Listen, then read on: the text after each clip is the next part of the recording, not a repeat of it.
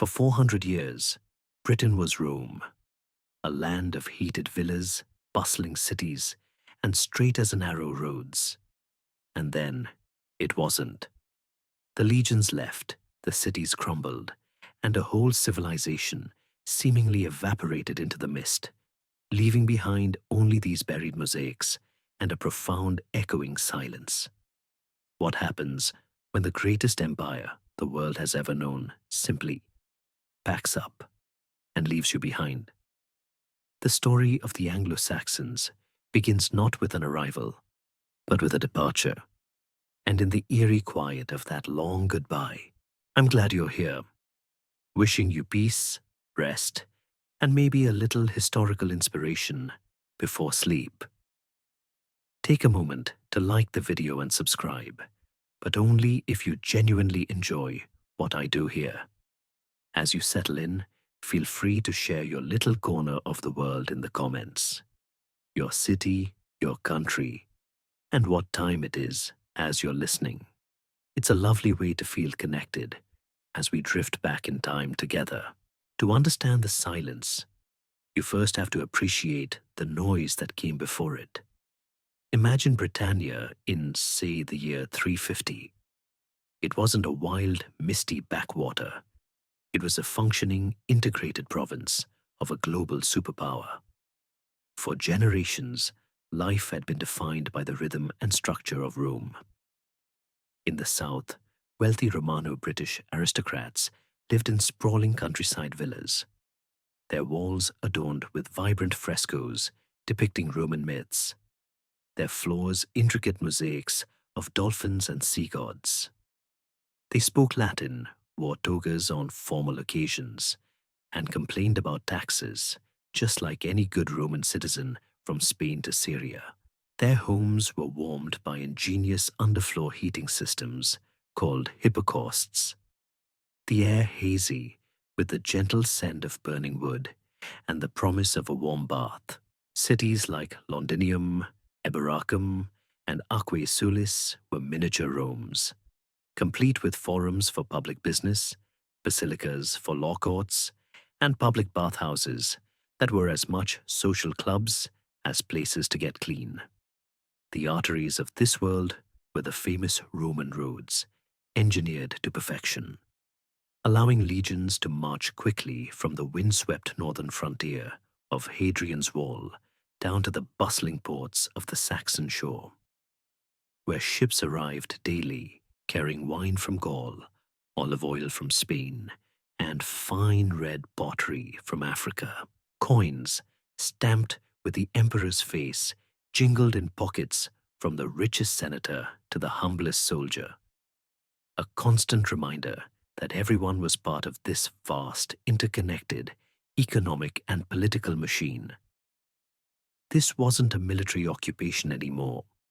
It was a way of life, a cultural identity that had been deeply absorbed for over 3 centuries. But this complex, sophisticated world was far more fragile than anyone living in it could have possibly imagined. It was a greenhouse, and the glass was beginning to crack. The troubles didn't start in Britain. They started, as they so often did, on the continent. The Roman Empire was a giant, and giants have giant problems. For decades, it had been fighting a multi-front war against so-called barbarian peoples pressing on its long frontiers, the Rhine, the Danube. Resources were stretched thin.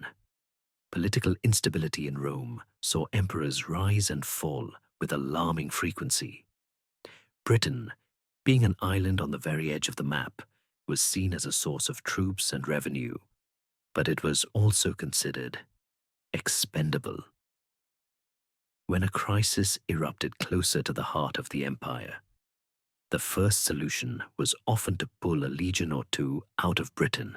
It was like a company undergoing financial trouble, constantly pulling staff from its least profitable, most remote branch office. The first major withdrawal happened in 383, when a general in Britain named Magnus Maximus decided he'd make a rather good emperor himself. He gathered up a significant portion of the island's garrison and took them across the channel to fight for the throne. He failed, and few of those soldiers ever returned. Then, in the first years of the 5th century, the situation on the continent became truly dire. Waves of Goths and other tribes were pouring across the frozen Rhine, threatening Gaul and even Italy itself. In 402, the Roman general Stilicho, desperate to defend Italy, summoned yet more troops from Britain. A few years later, another usurper, Constantine III, repeated the trick, stripping the island of its remaining mobile field army for his own ill-fated imperial ambitions. Each time this happened, the provincial greenhouse lost another pane of glass. The cold winds of the outside world were beginning to blow through. Raids by Picts from what is now Scotland, by Scotti from Ireland, and by Saxons from across the North Sea grew bolder and more frequent. Without a proper army, the defense of the island fell to local militias and the remaining skeleton crew of Roman soldiers, who were likely more concerned with guarding coastal forts than protecting inland villas. The Romano-British elite, the men in the heated houses with the lovely mosaics, grew increasingly anxious. Their connection to the imperial center, their source of security and identity, was fraying. The final definitive snap came in the year 410. The city of Rome itself was being besieged by the Goths. The empire was fighting for its very survival. The leading citizens of the British provinces, facing relentless attacks and with no Roman general to command them, sent a desperate letter to the reigning emperor, Honorius, pleading for military aid. The reply they received was short, simple, and shattering. The rescript of Honorius, as it became known, essentially told the Britons to look to their own defenses. It wasn't an official decree of decolonization or an act of calculated abandonment. It was something far more poignant, an admission of failure. Rome wasn't cutting Britain loose. Rome was simply gone. The central government had collapsed to the point where it could no longer project power to its faraway province. The phone line was dead, and this is where fact gives way to a great historical mystery. What happened next? The archaeology tells a dramatic story of rapid decline. Within a generation, the monetary economy ceased to exist. Roman coins, no longer being imported, vanished from circulation. Grand villas were abandoned, their owners perhaps killed, fled, or simply unable to maintain such a luxurious lifestyle without the trade networks that supported it. Some villas show signs of being used as crude shelters, or even animal pens by squatters. The beautiful mosaic floors buried under layers of filth and fire ash. The cities emptied out, their stone buildings scavenged for materials to build defensive walls around smaller, more desperate settlements. Life became local. Life became dangerous. The great question that historians and archaeologists still debate is what the political landscape looked like in this sub-Roman period. A British monk named Gildas, writing over a century later, paints a grim picture of a land falling into chaos, ruled by arrogant local tyrants and warlords who fought amongst themselves while failing to organize a proper defense against the invaders. But did Roman identity die overnight?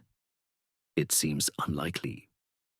For a time, these warlords probably styled themselves as Roman commanders, perhaps minting their own crude coins and trying to maintain the old administrative boundaries of the Roman provinces. They were likely the descendants of the old Romano-British aristocracy, clinging to the last vestiges of a civilization they saw collapsing around them. They were trying to run the regional office after the corporation had gone bankrupt. It was a world holding its breath, a power vacuum waiting to be filled. And across the grey, cold waters of the North Sea, new peoples in long, oared ships were beginning to look west, towards this broken land, this ghost of Rome. The silence left by Rome's departure did not last forever. Across the churning grey expanse of the North Sea, in lands of marsh, forest, and windswept coast, in what is now northern Germany and Denmark, people were stirring. They were farmers, fishermen, and warriors, living in wooden longhouses, their lives governed by the seasons and the authority of their chieftains. They were a people on the move, their world unsettled by shifting climates and the great, slow ripple effects of other migrating peoples across the dark map of Europe. They looked west, and they saw an island that was rich, fertile, and most importantly, vulnerable. The story of their arrival, the Adventus Saxonum, or the coming of the Saxons, is traditionally told as a simple, brutal drama of treachery and conquest. But like a shard of ancient pottery pulled from the dark earth, the closer you look, the more complex and mysterious the patterns become.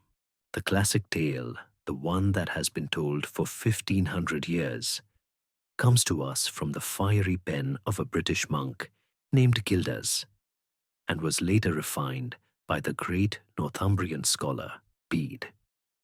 As they tell it, sometime in the middle of the 5th century, around the year 449, the beleaguered Romano-British leaders, desperate for a solution to the relentless raids from the Picts of the north, made a fatal miscalculation.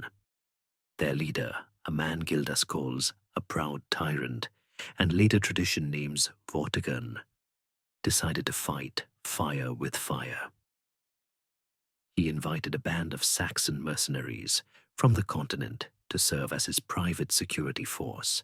The deal was simple: land and supplies in exchange for protection.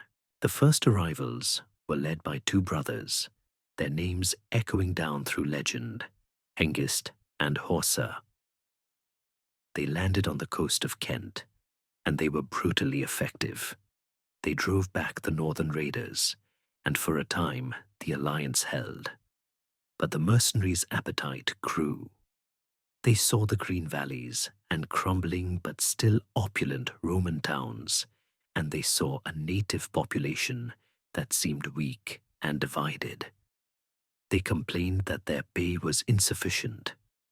They sent word back home, telling their kinsmen of the fertility of the land and the cowardice of its inhabitants. More ships came. The trickle of warriors became a stream, then a flood. Soon, the alliance shattered. The hired guards turned on their employers.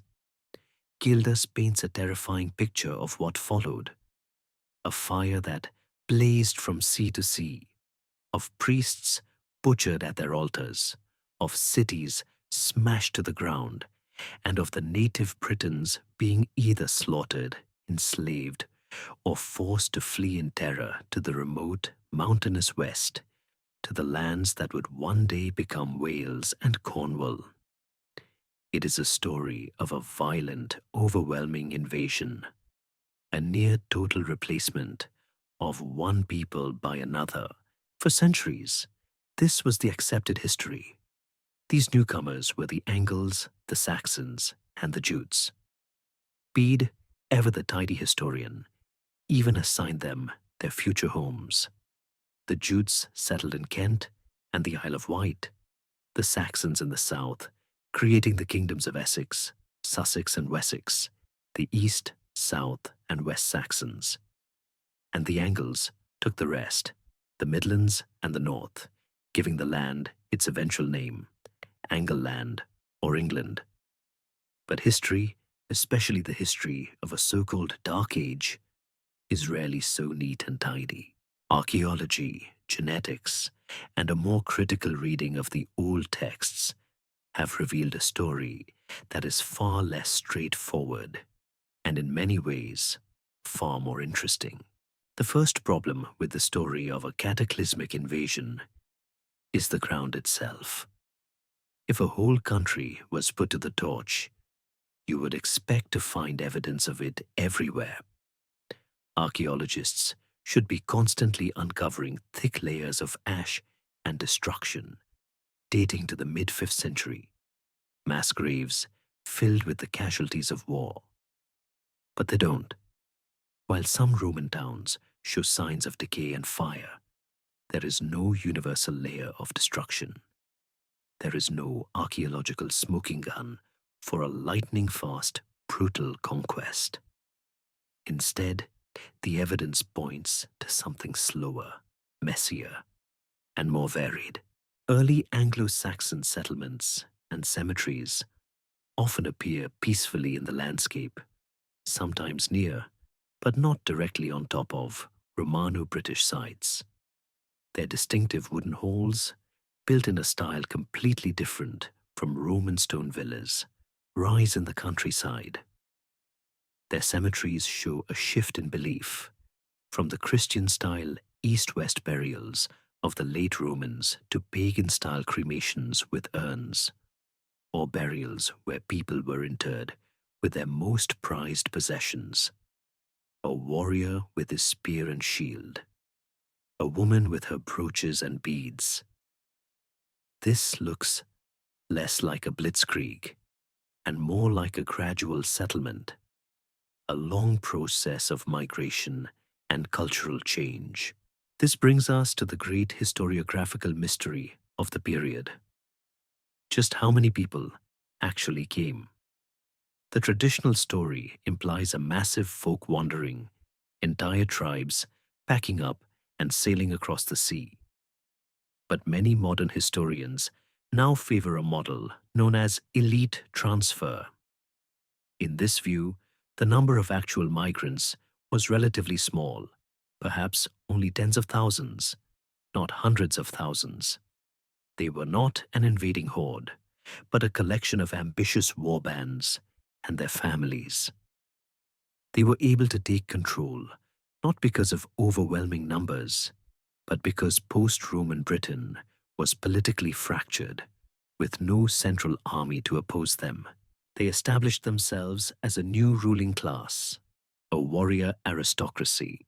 Imagine it less as a total population replacement and more as a hostile takeover of a failing company.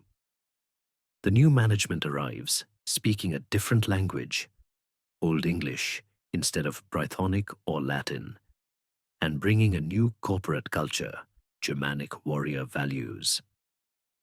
Over time, to get ahead, to gain status, or simply to survive, the existing employees, the vast majority of the population, the native British farmers, start to adopt the language and customs of their new bosses.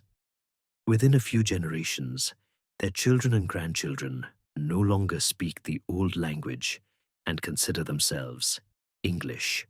This would explain how a culture and language could transform so completely without the need for genocide. The native Britons were not all killed or driven out.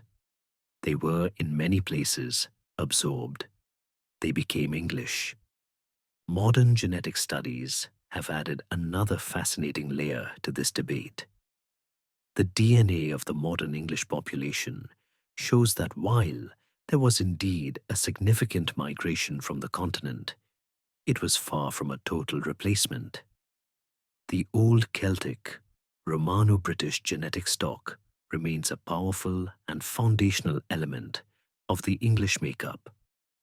It seems the truth lies somewhere in the middle of the two extremes.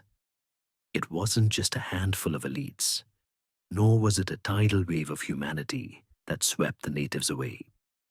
It was a substantial and sustained migration over a long period, but one that involved mixing, assimilation, and coexistence as much as it involved conflict. So why did Gildas and Bede tells such a violent story? We have to remember, they were not modern journalists. They were men with a message. Gildas was a preacher, writing a furious sermon, a Jeremiad, lamenting the state of the British Church and leadership. He saw the Saxon conquest as God's punishment for the sins of his own people. A dramatic, fiery invasion made for a much better sermon than a slow, complex process of cultural assimilation. Bede, writing nearly 300 years after the events, had a different goal. He was creating a foundational myth for the new English people, giving them a clear, heroic, and divinely guided origin story. The saga of Hengist and Horsa and the righteous conquest provided the perfect beginning for the tale he wanted to tell. So as the 5th century fades into the 6th, the landscape of Britain is in flux. In the west, in the mountains of Wales and the rocky peninsula of Cornwall, British kingdoms hold on, preserving their language and their Christian faith. But in the east, the low-lying, fertile lands are changing. The stone villas of the Romans are slowly crumbling, their mosaic floors covered by earth, while new timber halls rise, their hearths glowing in the twilight. The guttural sounds of a new Germanic language echoing within. It is not one culture replacing another overnight, but a long, slow dance of change. A world where a British farmer and a Saxon warrior might live within sight of each other. Their two worlds beginning the slow, centuries-long process of becoming one. As the two cultures of Briton and Saxon began their long and complicated merger, a new way of life took root in the fertile lowlands of the east. The stone villas of the Romans, with their intricate pipework and draughty, high-ceilinged rooms, were left to crumble, becoming eerie, overgrown monuments to a forgotten age. The newcomers preferred to work with timber, and in forest clearings and on gentle slopes overlooking rivers, they built their settlements. To truly understand the world of the Anglo-Saxons, we must zoom in from the grand sweep of migration and politics and push open the heavy wooden door of one of their great halls, stepping out of the misty landscape and into the smoky, communal heart of their society. The basic building block of their world was the tun, a word that forms the root of our modern town, but which in reality meant something much smaller, more like a hamlet or a fortified farmstead. At its center stood the Lord's Hall, the Hell, the dominant feature of the landscape. These were not the stone castles of the later medieval period, but magnificent structures of wood.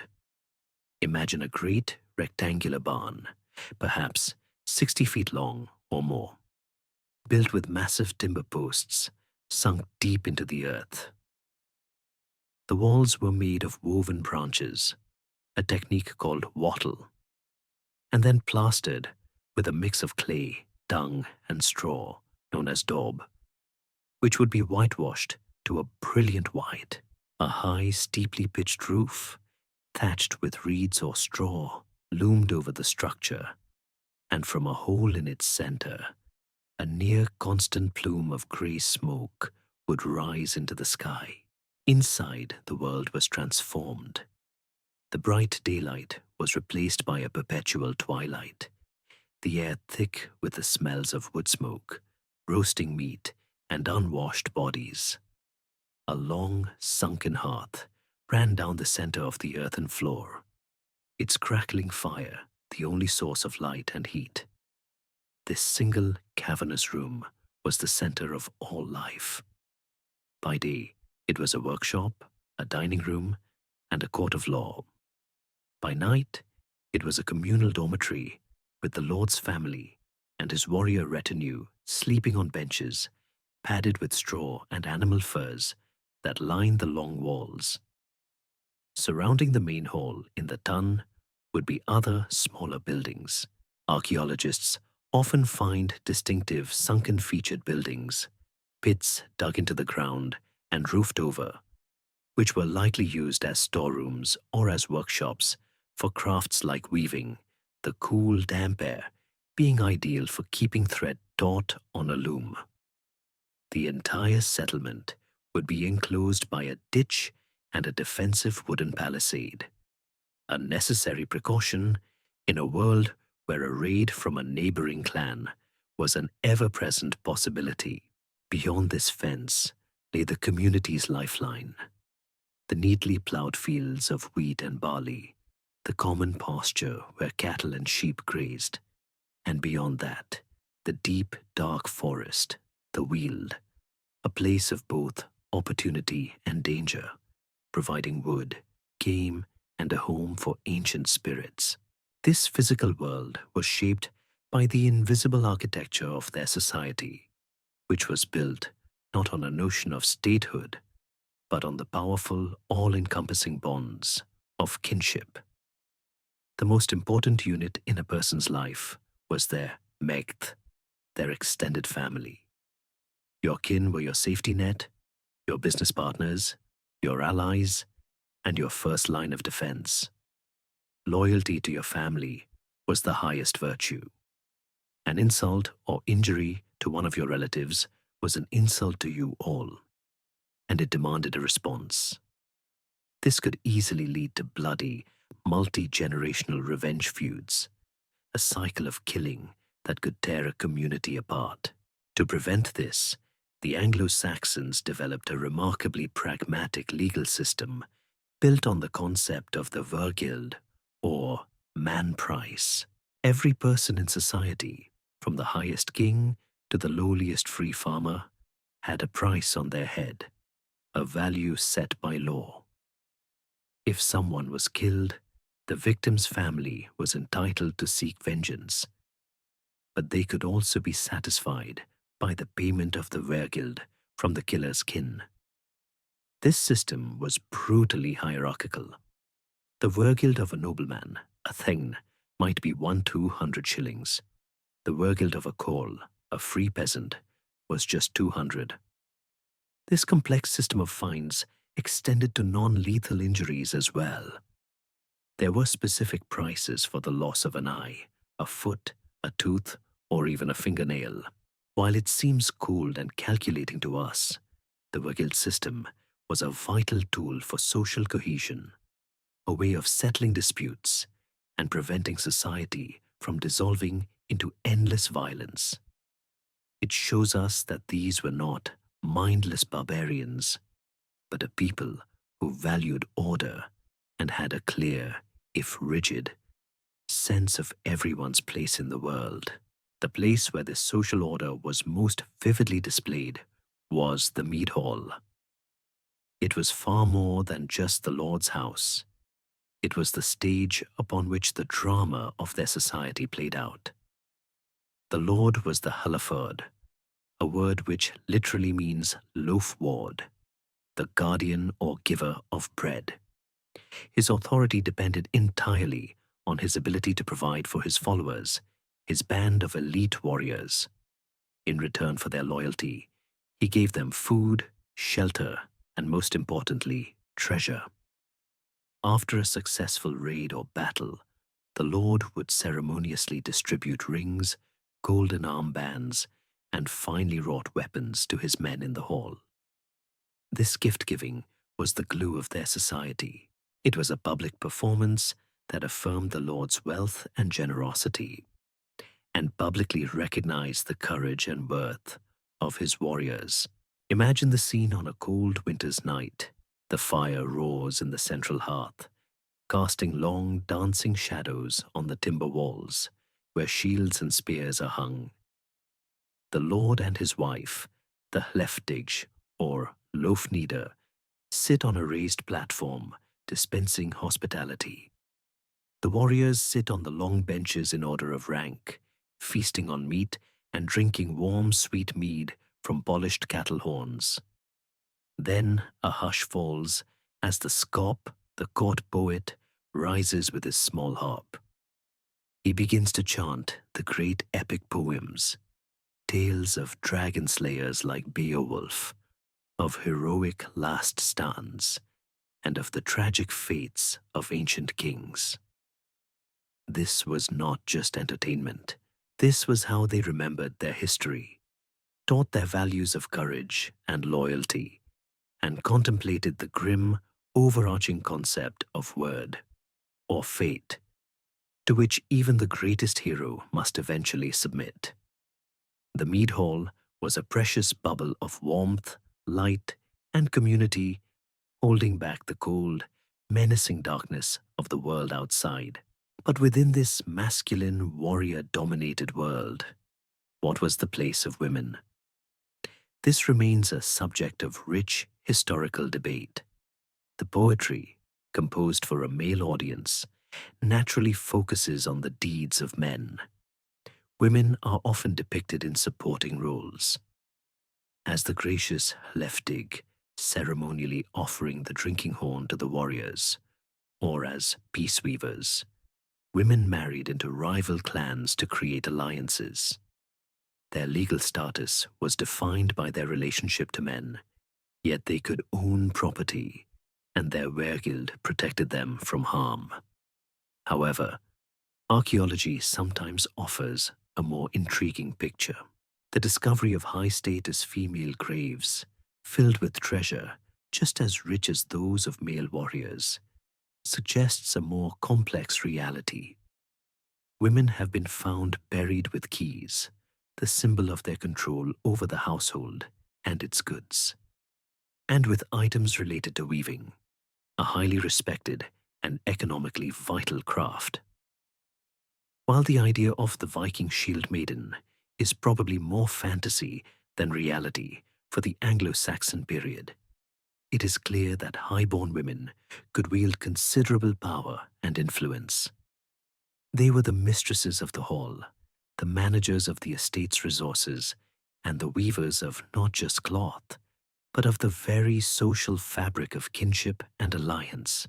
Their power was exercised differently from that of the spear-wielding Thegan, but it was fundamental to the functioning of this small, tightly knit world, a world of loyalty and steel, built on the sacred bonds between kinfolk gathered around the Lord's fire. The world of the mead hall, built on the fierce, personal loyalty between a warrior and his lord, contained the very seeds of its own expansion. A successful lord, one who won battles and gave out generous amounts of treasure, would attract more warriors to his banner. With a larger warband, he could conquer more land, defeat his rivals, and extract tribute from his weaker neighbors. This process, repeated over and over in the century and a half following the first settlements, saw the landscape of Britain transform. The small, scattered territories of individual chieftains began to coalesce, like iron filings drawn to powerful magnets, into larger and more formidable political units. The first Anglo-Saxon kingdoms. To call them kingdoms, however, is to use a word that is heavier with meaning for us than it was for them.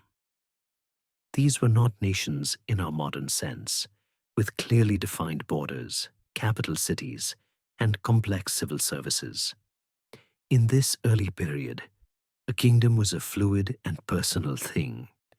It was defined by the reach of its king's sword and the loyalty of the people who acknowledged him as their leader. Its borders were not lines on a map, but a shifting porous frontier that expanded when the king was strong and shrank when he was weak.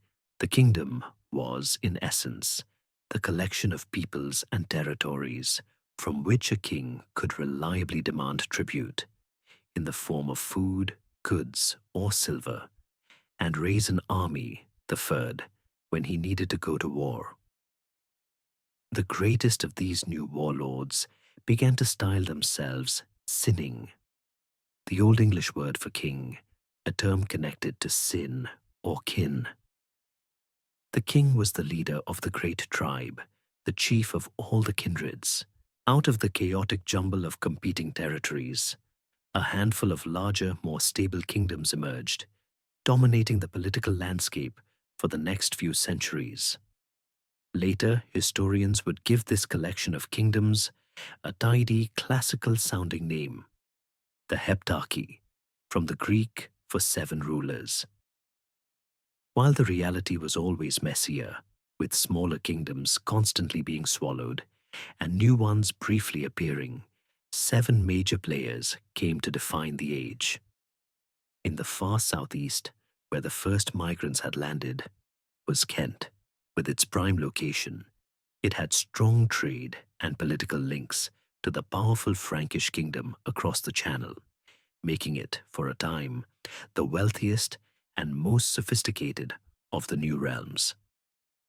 To its west lay the smaller kingdoms of the South Saxons, Sussex, largely isolated from its neighbours by the dense forest of the Weald, and the East Saxons, Essex, which controlled the strategically vital, though still largely derelict, Roman city of London. Further west, in the rolling hills of the southwest, the kingdom of the West Saxons, Wessex, was steadily growing. Forged in conflict against the native Britons on its western frontier, Wessex was a resilient and militaristic kingdom that would, many centuries down the line, fulfill the destiny of uniting all of England. To the north and east of London, in the flat, fertile lands that bulge into the North Sea, was East Anglia. This was a proud and wealthy kingdom, and we have an astonishing, almost miraculous window into its world through the discovery of the Sutton Hoo ship burial. There, under a great earthen mound, lay the ghost of a 90-foot-long ship containing the treasure-laden burial of a great East Anglian king from the early 7th century. Among the gold, garnets, and silver was a magnificent warrior's helmet, its wearer's face covered by an iron mask, staring out at us with an enigmatic, intimidating power. In the heart of the country, the sprawling Midlands, lay Mercia, whose name meant the border people. Its central position meant that it was in constant conflict with all of its neighbours, a reality which forged it into a powerful and often ruthless military force that would, in its time, dominate the entire south of England. And finally, in the vast wild lands of the north, stretching from the River Humber to the Firth of Forth in modern Scotland, was the Kingdom of Northumbria, itself a union of 2 earlier, rival kingdoms called Bernicia and Dara. Northumbria was a land of windswept moors and Roman ruins, a kingdom that would rise to become not just a great military power, but a stunning beacon of Christian art, learning, and culture. This patchwork of 7 kingdoms was the stage for a ruthless, centuries-long political drama. They were constantly at war, forging temporary alliances, betraying one another, and always vying for supremacy. The ultimate prize in this great game was to be recognized as the most powerful king in Britain. Such a ruler was granted a special title, recorded by the historian Bede, Bretwalda, which can be translated as Briton ruler or wide ruler. The Bretwalda was not an emperor who ruled a single unified state. The other kings still ruled their own kingdoms, but they owed him their allegiance. They paid him tribute as a sign of their submission and were expected to bring their armies to fight for him when he commanded. It was an overlordship, a formal recognition that one king's power overshadowed all others. This position of Bretwalda was not hereditary. It was won and held by military might. Power flowed back and forth across the country as the fortunes of the various royal dynasties rose and fell. For a time, in the late 6th century, King Aethelbert of Kent, enriched by continental trade, held the title. Then, in the early 7th century, it seems to have passed to King Redwald of East Anglia, the very man now believed to have been buried in splendor at Sutton Hoo. After Redwald's death, dominance shifted decisively to the north. A series of formidable Northumbrian kings, Edwin, Oswald, and Oswiu, held the overlordship of Britain for over half a century, their military power making them the undisputed masters of the island. But their dominance was precarious. King Edwin was eventually defeated and killed in battle by an alliance of the pagan King Penda of Mercia and a British king from Wales. His successor, Oswald, a devout Christian, was also killed in battle by the same Penda, who had his body dismembered and his head and arms mounted on stakes. Kingship was a deadly business. The Bretwalda was simply the most successful warlord of his generation, and his reign often ended on a bloody battlefield. This leads to a fascinating historical puzzle. How real was the concept of the Bretwalda? Was it a formal, recognized title that kings actively sought, a kind of Anglo-Saxon high kingship? This is the picture given to us by our main source, the monk Bede, who lists a neat succession of 7 kings who held this power, or imperium. However, some modern historians have questioned this. The word Bretwalda itself is very rare, appearing only once in the Anglo-Saxon Chronicle many years later. Is it possible that Bede, writing from the perspective of a powerful, dominant Northumbria, was projecting an order and a structure onto the past that didn't really exist? Perhaps there was no formal title, no institution of overlordship. Perhaps there was only ever a pecking order, where the toughest king of the day was able to bully the others into submission. In this view, Bede's list of Bretwaldas is a neat bit of historical tidying up, an attempt to create a prestigious lineage of high kings that culminates, conveniently, in the Northumbrian kings he so admired. We may never know for sure if a king ever actually called himself the Bretwalda, but the reality it represents is undeniable. The Anglo-Saxon kingdoms were locked in a fierce and bloody competition for power, a constant struggle that would shape the destiny of the entire island. The world of the Heptarchy, this violent chessboard of ambitious kings and their warrior bands, was not a purely secular one.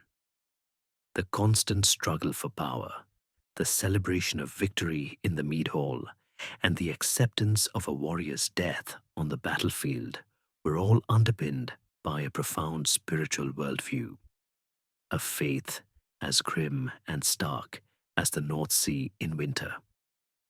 Before the cross was raised in England, its people bowed to other, older gods, whose names still echo faintly in the English words we use for the days of the week. To understand the Anglo-Saxons, we must try to peer into this pre-Christian cosmos, a world animated by unseen forces, governed by a host of powerful and often unpredictable deities, and overshadowed by the inexorable power of fate. This was not a religion of the book. There was no single unifying theology, no creed to be recited, no central church to enforce doctrine.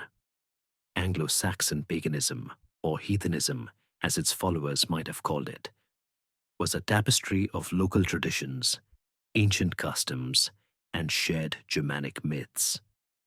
It was a practical faith, one concerned less with salvation in an afterlife and more with navigating the challenges of the present world, securing victory for the warband, ensuring fertility for the fields and livestock, and understanding one's place in the grand, terrifying order of things, our knowledge of this lost religion is frustratingly incomplete, seen mostly through the disapproving lens of later Christian writers, or reconstructed with caution from the richer but different mythology of the Norsemen. At the head of their pantheon was a formidable and enigmatic figure, Woden. Far from being a benevolent, all-loving creator, Woden was a restless, mysterious, and often fearsome god. He was the Anglo-Saxon equivalent of the Norse Odin, a relentless seeker of knowledge and magic who was said to have sacrificed an eye in exchange for profound wisdom. He was the god of poetry and inspiration, but also of battle fury, of esoteric secrets, and of the dead. He was a shapeshifter and a wanderer, and it was to him that the royal houses traced their ancestry, claiming descent from a god to legitimize their right to rule. It is his name that is fossilized in our word for the fourth day of the week, Wednesday or Woden's Day. If Woden was the god of kings and mystics, then Shuno was the god of the common man. He was the thunder god, the Anglo-Saxon Thor, a mighty bearded warrior who protected humanity from the forces of chaos, giants, trolls, and other monsters. He was a more straightforward and reassuring figure than the brooding Woden. He was a symbol of strength, courage, and order, and his hammer was a sign of protection. Farmers would look to him for the rain that nourished their crops, and warriors would call on his name for strength in the shield wall. We remember him every Thursday, or Thunor's Day. Other gods stood alongside them. There was too, a god of war, but also of justice, oaths, and assemblies. He was associated with the one-handed Norse god Tyr, who sacrificed his hand to chain the monstrous wolf Fenrir, a testament to his role as a god of law and selfless courage. His name survives in Tuesday. And there was likely a goddess, Frigg, associated with love, fertility, and the home, lending her name to Friday, though the surviving sources, written by men and for men, tell us frustratingly little about the divine feminine in their worldview. Worship of these gods did not generally take place in grand, purpose-built temples, while a few accounts mention wooden halls containing idols of the gods. Their faith was deeply rooted in the landscape itself. The Anglo-Saxons saw the natural world as sacred. They practiced their rituals in remote forest clearings, in sacred groves of ancient trees they called herg. They saw divinity in prominent natural features, a strangely shaped hill, a bubbling spring, a deep well. These were liminal places, thresholds, where the veil between the world of humans and the world of the gods was thin. The evidence for this practice lies scattered across the modern map of England, in place names like Harrow on the hill, which derives from Herg, a ghostly fingerprint of a long-forgotten pagan sanctuary. Rituals would have involved giving offerings to the gods to win their favor, a practice known as a blot. This could be the ritual sacrifice of an animal, whose meat would then be cooked and shared in a communal feast, or the offering of weapons, treasure, or food, sometimes by casting them into a sacred pool or bog. Perhaps the most important concept in their spiritual vocabulary was not a god, but an idea, wired. This is often translated as fate, but it was more complex than simple predestination. Word was the underlying principle of the cosmos, the web of cause and effect that was woven by destiny, a force so powerful that even the gods themselves were subject to it. A person could not change their word. The goal of a hero was not to escape their fate, but to face it with unflinching courage. The worst thing was not death, but ignominy, The greatest good was to perform such deeds of valor that your name would live on after your inevitable doom, your story told by the scop in the mead hall for generations to come. This profound fatalism echoes through all of Anglo-Saxon literature, a belief that life is a fleeting struggle against a dark and ultimately unknowable destiny. This brings us to a deep historical mystery. What did the average Anglo-Saxon, the choral, working his fields, actually believe? Our sources focus on the great gods of the warrior aristocracy, but this may be a skewed picture. The truth is, we have no writings from the pagans themselves, so we are trying to understand their beliefs from the outside, often from the testimony of their enemies. Some historians now hypothesize that for most people, the grand dramas of Woden and Thunor were less important than a more local animistic faith. The everyday farmer might have been far more concerned with leaving a small offering of milk for the Elfer, the elves who lived in the nearby hills, and whose mischief could spoil the harvest or sicken the cattle. He might have been more focused on appeasing the spirit of the local river, or respecting the ancient spirits of the forest. This was a world alive with supernatural beings, dwarves, giants, goblins, and dragons, who were not distant gods, but immediate presences in the landscape. The mystery lies in trying to reconstruct this lost folk religion, this intricate web of belief in the magic that saturated the everyday world. A faith that was whispered in charms and folk tales rather than proclaimed in epic poetry. This, then, was the spiritual world of the pagan English, a world teeming with gods, monsters, and spirits, a world where sacredness resided in the ancient trees and stones of the landscape itself.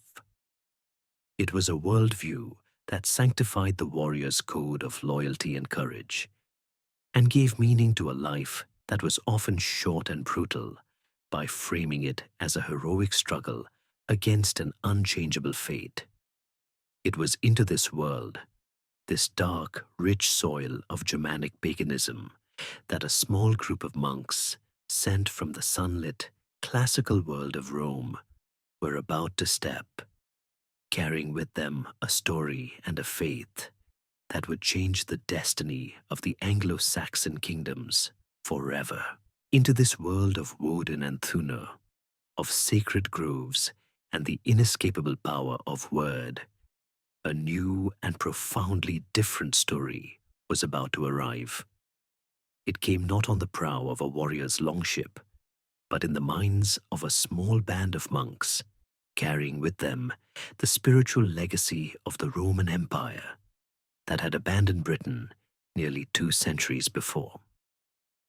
The mission to convert the pagan English was born in the heart of Rome, in the mind of one of the most remarkable men of his age, Pope Gregory the Great. The story of the mission's origin, as told by the historian Bede, is a beautifully crafted legend that speaks to a deeper truth. Sometime before he became Pope, Gregory was walking through the bustling slave market in Rome. Amidst the captives from across the known world, his eyes were drawn to a group of boys with fair skin, fine features, and blonde hair. Struck by their appearance, he asked what people they were from. The slave trader replied that they were Angles, from the island of Briton. Gregory, a man fond of a good pun, is said to have replied, "Non Angli, sed Angeli." Not Angles, but angels. He asked the name of their province, and was told it was Dera, the southern half of the great northern kingdom of Northumbria. Gregory saw another omen, saying they must be rescued de ira, from the wrath of God. Learning their king was named Ella, he declared that, "Alleluia, must one day be sung in that land. This charming, if likely fictional encounter is said to have planted a seed in Gregory's mind, a profound desire to bring the light of the Christian faith to this lost, angelic-looking people on the very edge of the world. In 596, now Pope, Gregory acted on this desire. He chose Augustine, the prior of his own monastery in Rome, to lead a mission of some 40 monks to England. Augustine, however, was no fearless saint charging into the wilderness.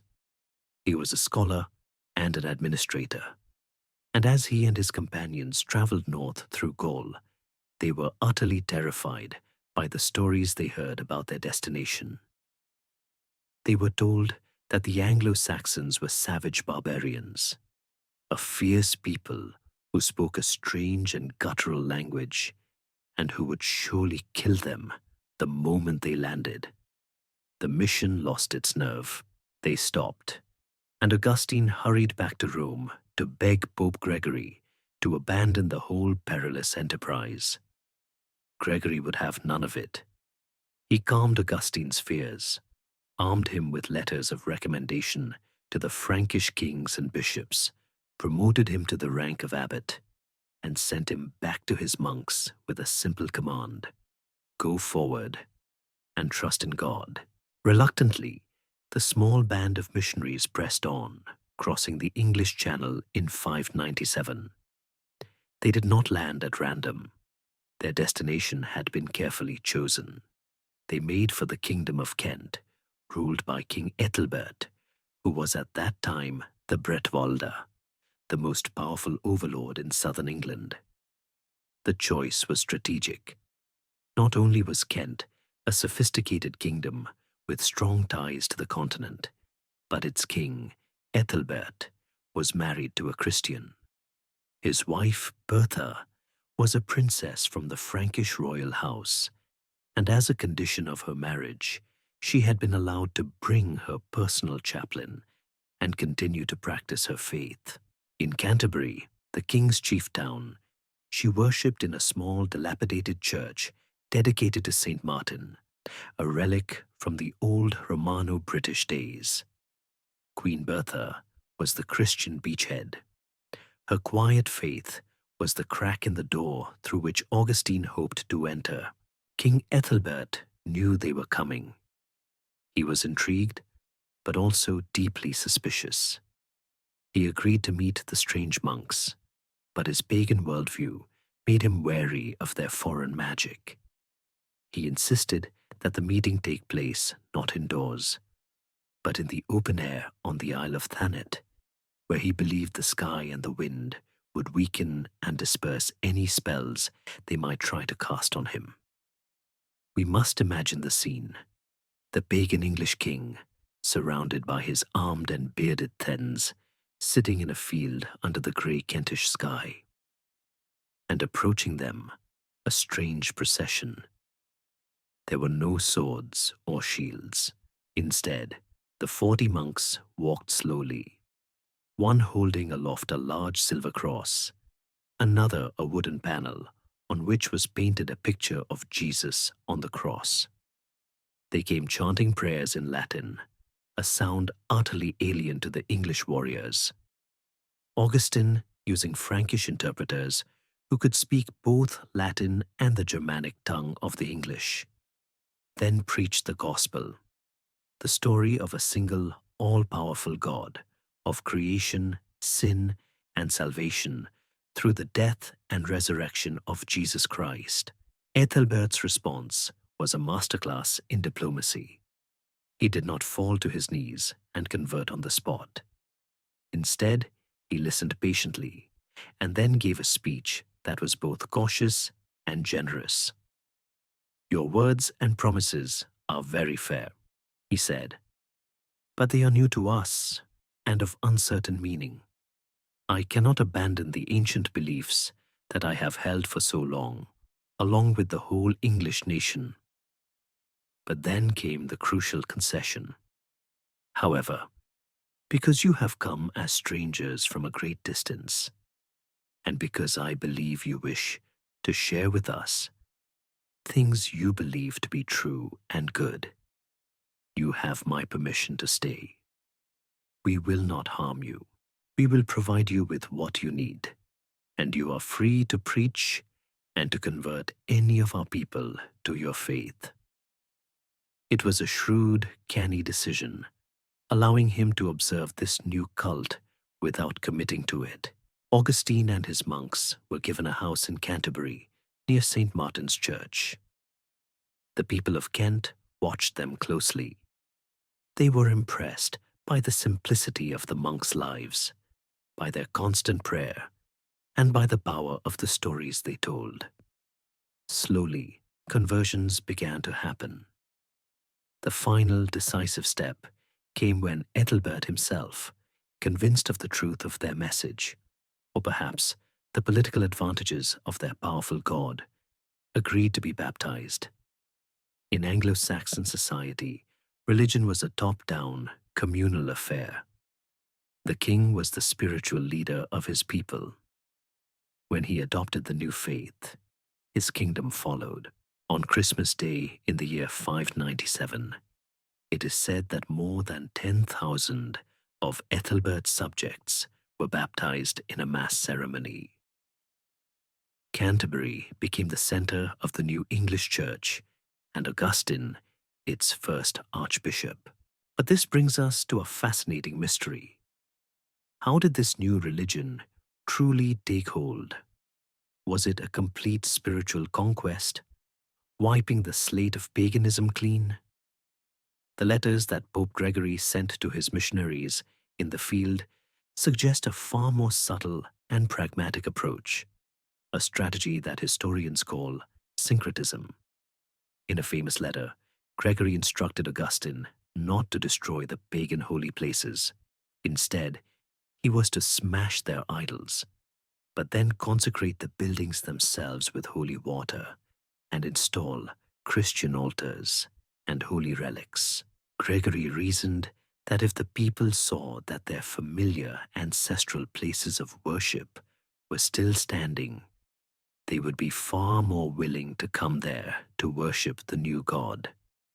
Even more remarkably, he suggested that the people's traditional feasts, which often involved the slaughter and communal eating of oxen in sacrifice to the old gods, should be co-opted. These festivals should be moved to coincide with Christian holy days, so the people could still gather and feast. But now, they would be doing so in praise of God and his saints. This was a policy not of eradication, but of careful adaptation. The question is, did this clever strategy result in a truly deep conversion? Or did it create a unique form of English Christianity, where the old gods and spirits simply put on new masks? It seems the conversion of England began not as a hostile takeover, but as a subtle merger, grafting the new faith onto the ancient, gnarled root of the old, allowing the people to keep the comforting shape of their traditions while changing the meaning within. The conversion of King Ethelbert in Kent was a critical first step, but it was only the beginning of a long and often uncertain journey. The Christian faith now had to make its way, kingdom by kingdom, across the pagan landscape of the Heptarchy. Its path was not a simple, triumphant march. The new religion was deeply tied to the authority of kings, and its fortunes could rise and fall with theirs on the battlefield. A mission from Canterbury, led by a bishop named Paulinus, had traveled north and found initial success in the great kingdom of Northumbria, converting the powerful Bretwalda, King Edwin, in the year 627. But this triumph was short-lived. A few years later, Edwin was killed in battle by an alliance led by the formidable pagan king Penda of Mercia. With Edwin's death, the Roman mission in the north collapsed. Paulinus fled south, and Northumbria reverted to paganism. The new faith, it seemed, was as fragile as a king's life. When Christianity returned to Northumbria, it came not from the south, not from Roman Canterbury, but from the west, from the vibrant, scholarly, and artistically rich world of Celtic Ireland. A young Northumbrian prince named Oswald, who had been driven into exile during Edwin's reign, had found refuge in the Irish monastery on the sacred island of Iona, off the coast of modern Scotland. There, he had converted to the Celtic form of Christianity. When Oswald returned to Northumbria and reclaimed his throne in 634, he was determined to bring his new faith to his people. But he did not send for missionaries from Canterbury. He sent to his spiritual home, to the monks of Iona. The man who answered the call was a monk named Aidan. He was, by all accounts, a figure starkly different from the formal, princely Augustine. Aidan was a man of profound humility, gentleness, and asceticism. He preferred to walk wherever he went, speaking with equal kindness to the richest thegns and the poorest peasants. At first, he could not even speak the language of the Northumbrians, and King Oswald himself, who had learned Irish during his exile, would often stand beside Aidan and act as his interpreter as the gentle monk preached.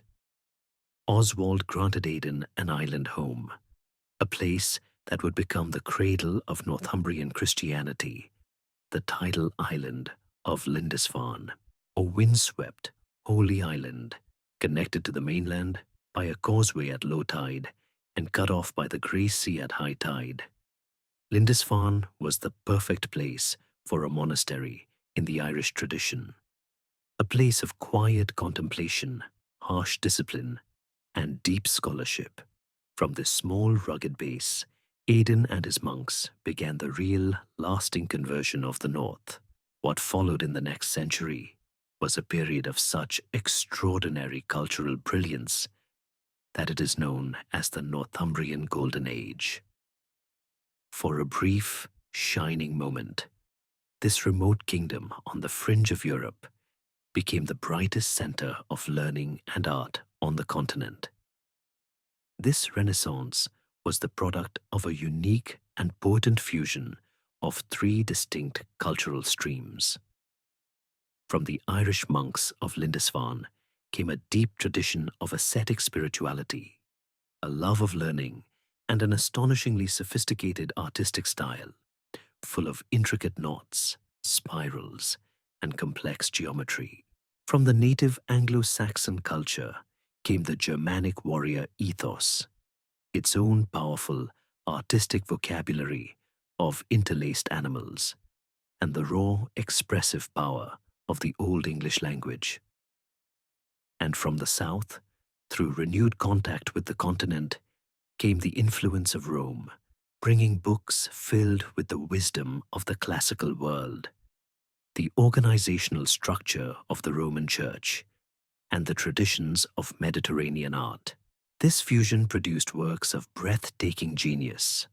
Monks in the scriptorium at Lindisfarne, working with quill pens and pigments ground from minerals and plants, created one of the world's great masterpieces of book art, the Lindisfarne Gospels. The text itself is the Latin Bible, a direct link to Rome. But the decoration that surrounds it is a dizzying explosion of Celtic and Anglo-Saxon art. Entire pages, known as carpet pages, are given over to patterns of such mind-bending complexity that they seem to shimmer and vibrate on the page, a form of meditative, devotional art. The first letter of each gospel is transformed into a huge, ornate construction of interlacing birds, dogs, and impossible knots, a testament to hundreds of hours of patient, prayerful work in a cold stone cell. At the twin monasteries of Monkwearmouth Jarrow, another product of this golden age lived and worked. The Venerable Bede, the greatest scholar in all of Europe. Bede was a quiet monk, who spent his entire life at his monastery, yet his mind roamed across the whole of human knowledge. Surrounded by a magnificent library of books brought from Rome, he wrote brilliant works on theology, poetry, and science. He performed complex calculations to determine the date of Easter and understood that the moon governed the tides. But his masterpiece was his Ecclesiastical History of the English People, the book that, more than any other, tells us the story of the Anglo-Saxons. With his careful weighing of sources and his clear, compelling narrative, Bede essentially invented the discipline of history in England. This vibrant Northumbrian church, however, contained a contradiction. Its heart was Celtic, its traditions drawn from Iona, but it existed in an England where the church in the south looked to Roman Canterbury for leadership. The two traditions had developed differently. They celebrated Easter on different dates, and their monks even shaved their heads in a different style of tonsure. These might seem like trivial matters, but they represented a deep division. In 664, the Northumbrian king Oswiu, a brother of Oswald, called a meeting, a synod, at the monastery of Whitby to resolve the conflict. This is where we encounter a historical puzzle. According to Bede, the Synod of Whitby was a dramatic showdown. On one side were the monks of the Celtic tradition, arguing for their customs based on the authority of their founder, Saint Columba of Iona.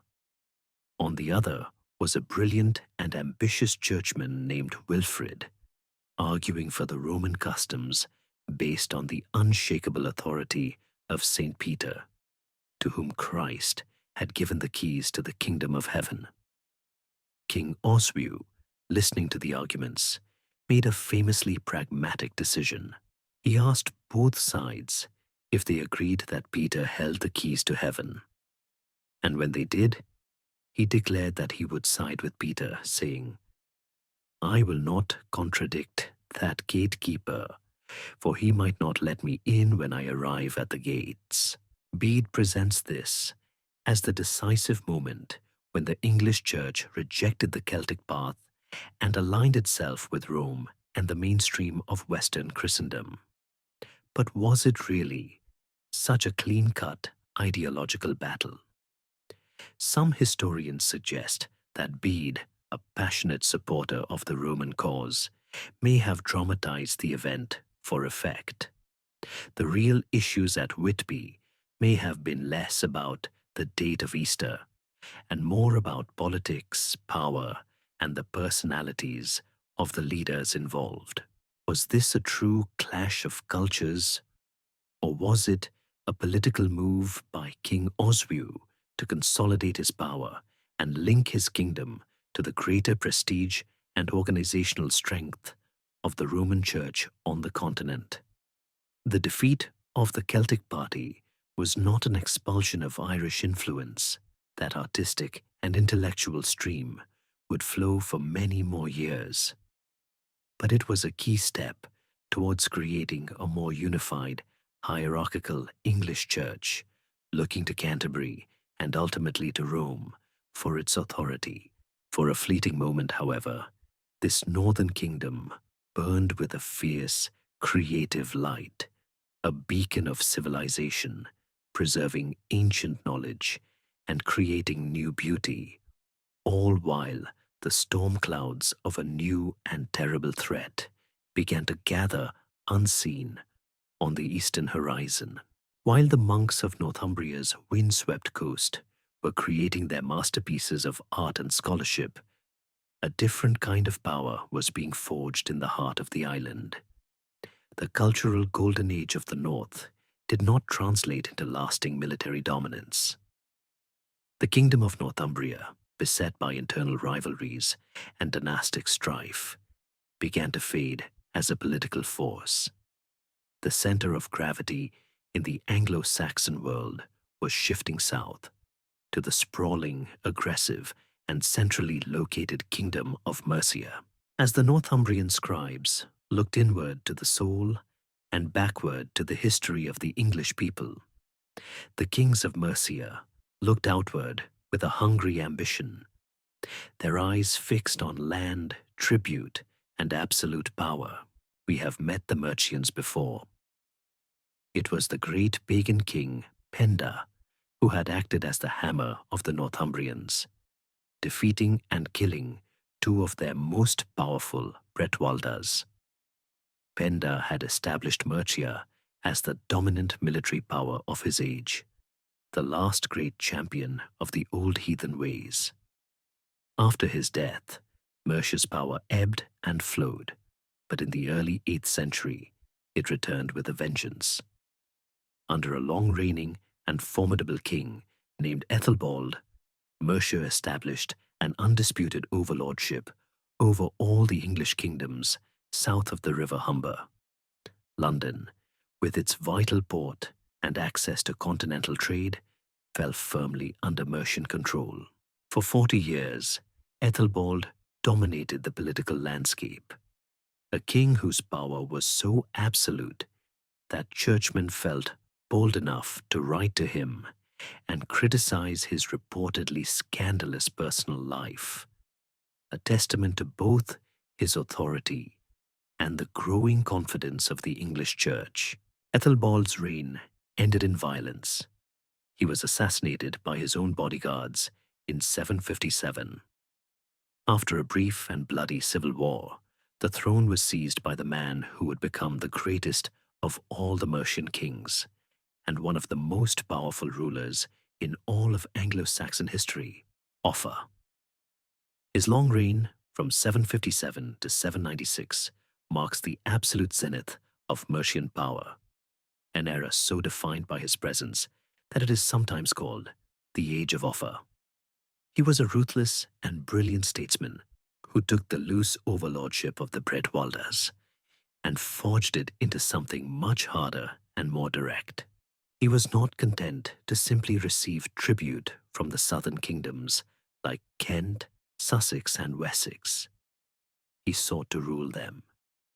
He treated them as provinces of a greater Mercian empire, deposing their kings at will and installing his own puppets, or ruling them directly.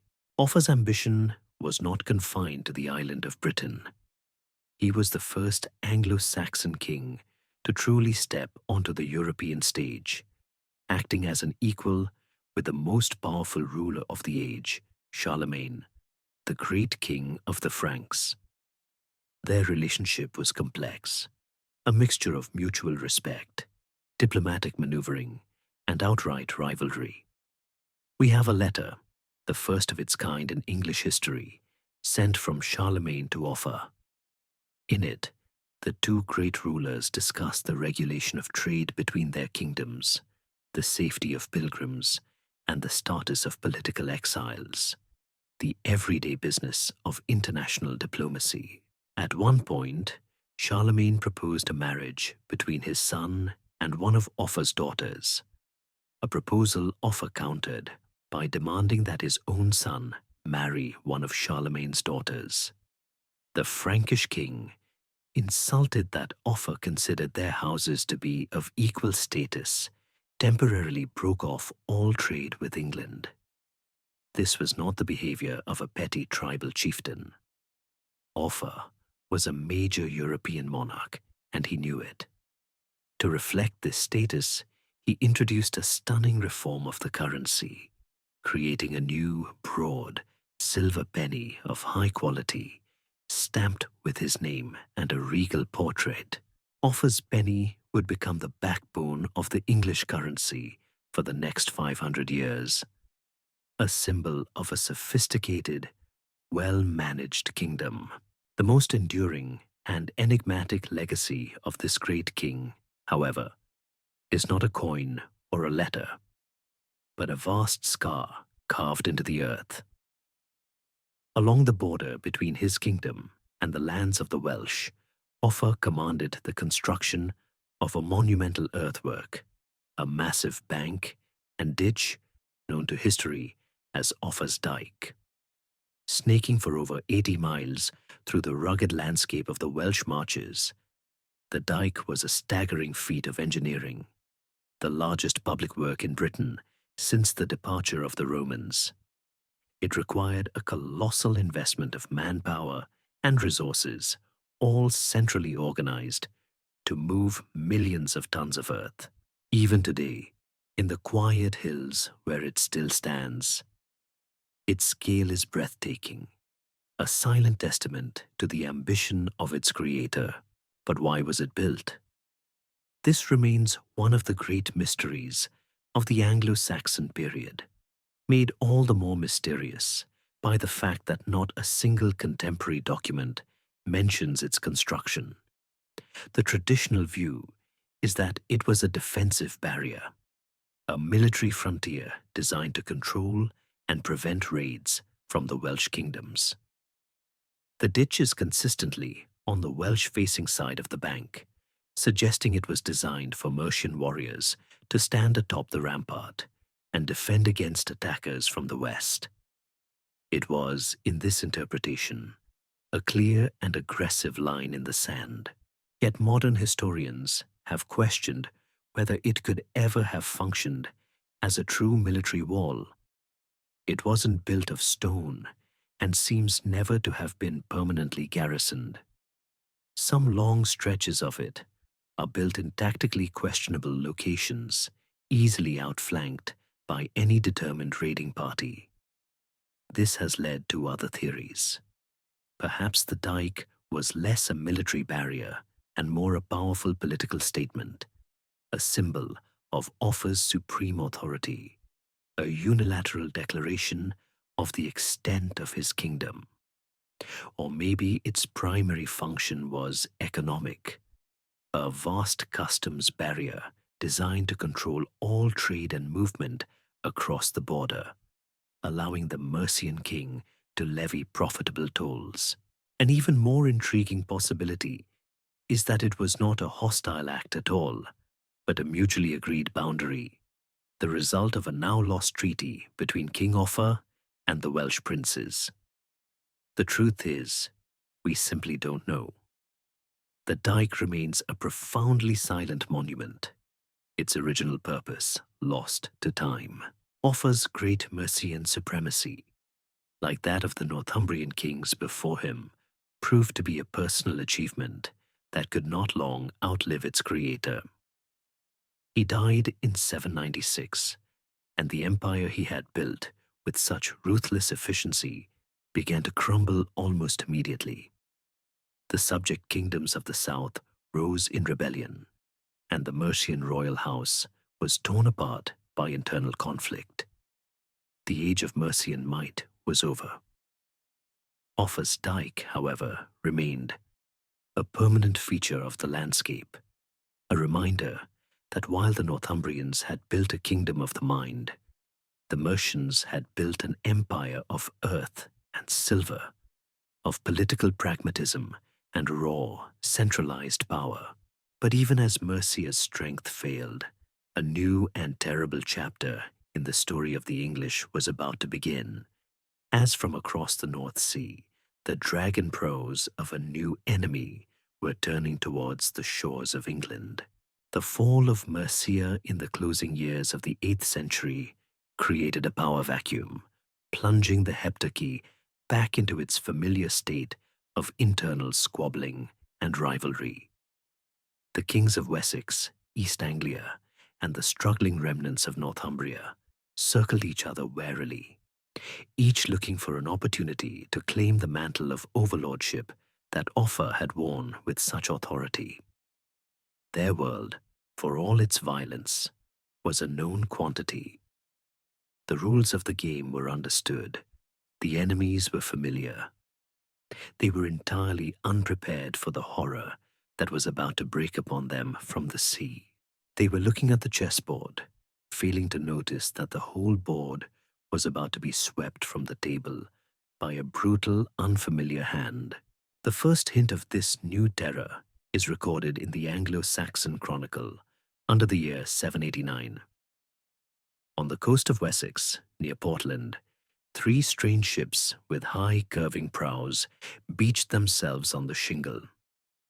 The local royal official, the reeve, thinking them to be merchants from a new and unknown land, rode down to the shore with a few men to greet them, and, as was his duty, to demand they come to the king's town to be registered and pay the proper trading tolls. The strangers' response was not to barter, but to draw their weapons. The reeve and his men were cut down where they stood. It was a small, bloody, and deeply confusing incident, a shocking breach of protocol. It was the first recorded Viking raid in England. 4 years later, in 793, the true nature of this new threat was revealed in an act of such shocking sacrilege that it sent a tremor of fear throughout the whole of Christendom. The target was the holy island of Lindisfarne. This was not a fortified town or a royal treasury. This was the sacred heart of the Northumbrian Golden Age, the island monastery of St. Cuthbert, a place of prayer, scholarship, and profound peace. The monks, watching the longships ground on their beach, would have had no frame of reference for the violence that was about to be unleashed. The Norsemen stormed ashore with a terrifying ferocity. They were not interested in conversion or conquest, only in portable wealth. The monastery, undefended and filled with generations of priceless gifts to God, golden chalices, silver crosses, jewel-encrusted gospel books, was for them a treasure chest waiting to be broken open. The Anglo-Saxon Chronicle describes the event with horrified brevity. Terrible forewarnings came over the land. Fiery dragons were seen flying in the air. A great famine soon followed these signs, and a little after that, the ravaging of wretched heathen men destroyed God's church at Lindisfarne. The Northumbrian scholar Alcuin, then serving at the court of Charlemagne, received the news and wrote a letter of despair. Never before has such a terror appeared in Britain as we have now suffered from a pagan race. The heathens poured out the blood of saints around the altar and trampled on the bodies of saints in the temple of God, like dung in the streets. The psychological impact was immense. These were not just pirates. They were heathens who held nothing sacred. They had profaned the Holy of Holies, and it seemed as if God himself had been powerless to stop them. Who were these people, and where did they come from? They were the Norsemen, the peoples of Scandinavia, what we now call Denmark, Norway, and Sweden. The word Viking itself likely derives from an Old Norse term for a raider or pirate. It was a job description, not a name for a people. Their society was, in some ways, not unlike that of the early Anglo-Saxons, a collection of tribes and petty kingdoms ruled by chieftains and warrior elites. But they possessed a single, game-changing piece of technology that gave them an almost supernatural advantage: the long ship. Slender, elegant, and terrifyingly fast, the long ship was the ultimate weapon of its age.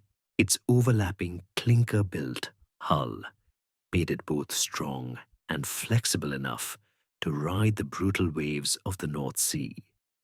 But its shallow draft meant it could also navigate far up shallow rivers, allowing the Vikings to bypass coastal defenses and strike deep into the heartlands of a kingdom, appearing as if from nowhere. With its fearsome carved dragon prow, its single square sail, and its rows of warriors' shields gleaming along the sides, the longship was a tool of lightning warfare. A perfect instrument for the hit-and-run raid. But why did the Viking Age begin so suddenly, so explosively, at the end of the 8th century? This remains a great historical mystery. with no single easy answer. The traditional explanation was a crisis of overpopulation in Scandinavia, a land of fjords and forests with limited farmland, forcing landless younger sons to go abroad, a Viking, to seek their fortune. Another theory points to political consolidation at home, as powerful kings began to unify countries like Norway, defeated local chieftains, and their followers were exiled, becoming sea rovers with little to lose. More recent theories, however, focus less on what was pushing the Vikings out of Scandinavia and more on what was pulling them towards lands like England. The Anglo-Saxon kingdoms, for all their political instability, had become rich. The reforms of kings like Offa had created a vibrant economy with a reliable and beautiful silver coinage. Traders would have carried news of this wealth and of the political disunity of the English back to Scandinavia. The monasteries, in particular, were a fatal temptation. They were the banks, art galleries, and libraries of their day, filled with gold, silver, and other treasures. And they were almost completely undefended. To a pragmatic pagan Norseman, attacking a monastery was not an act of sacrilege. It was simply good business. There may also have been a political and religious dimension. The great Frankish Emperor Charlemagne had been waging a series of brutal, bloody wars against the pagan Saxons on his own borders, forcibly converting them to Christianity. The attack on Lindisfarne may have been, in part, a furious pagan retaliation, a counterattack against a Christian world that was itself becoming more aggressive. The Viking Age was likely the result of a perfect storm, a potent mix of demographic pressure, political instability, tantalizing wealth, and a new, enabling technology in the form of the longship. In the decades that followed the horror of Lindisfarne, the raids became a grim, annual reality. Like a terrible summer sickness, the dragon ships would appear with the good weather each spring, sacking a town here, a monastery there, and then vanishing back across the sea with their loot and slaves before any real defense could be mustered. The Anglo-Saxon kingdoms, used to fighting set-piece battles against each other, had no answer to these lightning raids. They had no navies to intercept them at sea, and no standing armies to quickly counter them on land. Then the nature of the threat began to change. The raiding parties grew larger, the fleets swelling from a handful of ships to dozens. And in the year 850, the Anglo-Saxon Chronicle records a chilling new development. The heathen men, for the first time, remained over winter. They established a fortified camp on the Isle of Thanet in Kent, the very place where Augustine had first landed. This was a pivotal shift. They were no longer just seasonal raiders. They were an occupying force, a permanent, festering ulcer on the English coast, ready to begin their campaigns of plunder the moment the winter frosts had thawed. The small bands of pirates were coalescing, preparing for something on a scale the English could not yet even imagine. A full-scale invasion, led by a force that would be known to history as the Great Heathen Army. The collapse of Mercian supremacy at the end of the 8th century left the Anglo-Saxon kingdoms weak and divided. They were a house arguing over who was in charge, oblivious to the fact that a wildfire was raging towards their door. The seasonal Viking raids, that grim summer sickness, had been terrible enough. But in the autumn of 865, the nature of the threat changed utterly. A new kind of force landed on the shores of East Anglia, a force so large and well organized that the Anglo-Saxon chroniclers gave it a special, chilling name: The Great Heathen Army. This was no mere raiding party seeking plunder. It was a vast coalition of Viking warbands, led by legendary and ruthless commanders like Ivar the Boneless and Halfdan. Their objective was not loot, but landnam, the taking of land. This was an army of conquest. The fury of the Great Army was unleashed upon a fractured England with terrifying speed and efficiency. Their first target was the Kingdom of Northumbria, still mired in a bitter civil war between two rival claimants to the throne.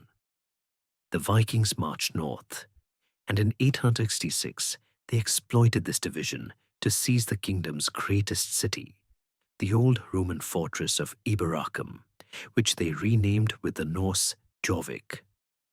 When the two foolish Northumbrian rivals finally united to try and retake the city, they were lured into a trap and utterly destroyed. The ancient kingdom of Bede and the Lindisfarne Gospels, the cradle of the Golden Age, was extinguished, its lands now a Viking colony. 3 years later, the army turned its attention south to East Anglia. After a year of extorting tribute, they were confronted by the East Anglian king, Edmund. He was defeated in battle and captured. What followed became one of the most famous stories of martyrdom in English history. According to tradition, the Vikings offered Edmund his life if he would renounce Christ and rule as their vassal. He refused. Enraged, they tied him to a tree, shot him with so many arrows that he resembled a hedgehog. And then, as he still called on the name of Christ, they beheaded him. The kingdom of East Anglia was annihilated, its royal line ended, its lands seized. From there, the army moved into the heart of the country, driving a wedge into the once mighty kingdom of Mercia. For several years, they campaigned across its territory, until in 874, they stormed the Mercian royal centre at Repton, forcing the Mercian king, Burgred, to flee into exile in Rome, where he died a broken man. The Vikings placed a puppet king on the Mercian throne, effectively breaking the back of the last great Anglo-Saxon kingdom. In less than a decade, 3 of the 4 great remaining English kingdoms had been destroyed. Only one remained. In the southwest, the kingdom of the West Saxons, Wessex, now stood alone against the full, terrifying might of the Viking host. Its king was a young man who was, in many ways, an unlikely hero. Alfred was never supposed to be king. The youngest of 5 brothers, he was a scholarly, intensely pious man who seemed more destined for the church than the throne. As a boy, he had traveled to Rome and been fascinated by learning, but he was also plagued by a severe and painful chronic illness, perhaps Crohn's disease, that would torment him for his entire life. Yet, when the great army first turned its full attention on Wessex in 871, Alfred, then just the king's younger brother, was at the heart of the desperate defense. It was a year of relentless, brutal fighting. At the critical Battle of Ashdown, it was Alfred who led a heroic, uphill charge against the Viking shield wall, while his brother, King Aethelred, was still in his tent finishing his prayers. Though the West Saxons won that day, they suffered other defeats, and by the end of the year, King Aethelred was dead from his wounds. Alfred, just 22 years old, inherited the crown of a kingdom on the brink of collapse. His first act as king was to buy a temporary peace, paying the Vikings a huge sum of Danegeld to leave Wessex and turn their attention back to the easier prey of Mercia. It was a humiliating but necessary breathing space. The darkest hour was yet to come. In the dead of winter, in January of 878, The Vikings, now under the command of a new leader named Guthrum, launched a devastating surprise attack. They stormed the royal estate at Chippenham in Wiltshire, where Alfred and his court were celebrating the Christian festival of Twelfth Night. The West Saxon army, caught completely off guard, was shattered and dispersed. The kingdom of Wessex effectively ceased to exist. Alfred himself became a fugitive in his own land, forced to flee with a small handful of loyal followers into the vast, inaccessible marshes of the Somerset Levels. It was here, at a place called Athelney, that the last king of the English went to ground. This is the period of the famous legend of Alfred and the Cakes, where the disguised king, hiding in a peasant woman's hut, is so distracted by his troubles that he lets her bread burn and receives a furious scolding. The story is folklore, but it captures the profound truth of his situation. The King of Wessex, the last hope of his people, was a refugee hiding in a swamp, his kingdom overrun. This is a great historical mystery. What really happened during those desperate months at Athelney? Our main source, a biography written by his court bishop, Asa, paints a picture of a king who never lost hope, who built a fortress in the marshes and waged a heroic guerrilla war against the invaders. But how close did he truly come to despair, or to fleeing abroad, as the Mercian king had done? Did the people of Wessex believe the cause was lost? For a few months, Anglo-Saxon England effectively winked out of existence. Its survival hung by the thinnest of threads, dependent on the will of one sick, hunted man and his few followers, huddled in a damp, fever-ridden wilderness. Then, in the spring, a miracle happened. From his marshy hideout, Alfred sent out messengers to the Fyrds, the local militias, of Somerset, Wiltshire, and Hampshire. He summoned all loyal men to muster at a rallying point known as Egbert's Stone. The fact that they came, marching through Viking-occupied territory to a rendezvous point called for by a king many must have presumed was dead, is one of the most remarkable testaments to the loyalty that Alfred inspired. An army rose from the ashes of defeat. Alfred led this new army to intercept Guthrum's main force near the town of Edington. The battle that followed decided the fate of England. It was a brutal, grinding affair, two shield walls smashing against each other for hours. The West Saxons, fighting for their homes, their faith, and their very existence, held their ground. At last, the Viking line broke. The West Saxons surged forward, cutting down the fleeing Danes and pursuing them all the way back to their fortress at Chippenham. Alfred laid siege to the fort, and after 14 days, the starving Vikings surrendered. Alfred had not just won a battle. He had saved his kingdom from annihilation. In the aftermath, he imposed a peace treaty that included a remarkable condition. The Viking King Guthrum and his chief warriors must accept baptism into the Christian church, with Alfred himself standing as Guthrum's godfather. It was a staggering symbolic victory. The king who had been a fugitive in a swamp now stood as the spiritual father of his vanquished enemy. The storm had been weathered, but the great task of rebuilding a shattered world was only just beginning. The victory at Edington was a miracle of arms, a moment of extraordinary triumph against impossible odds.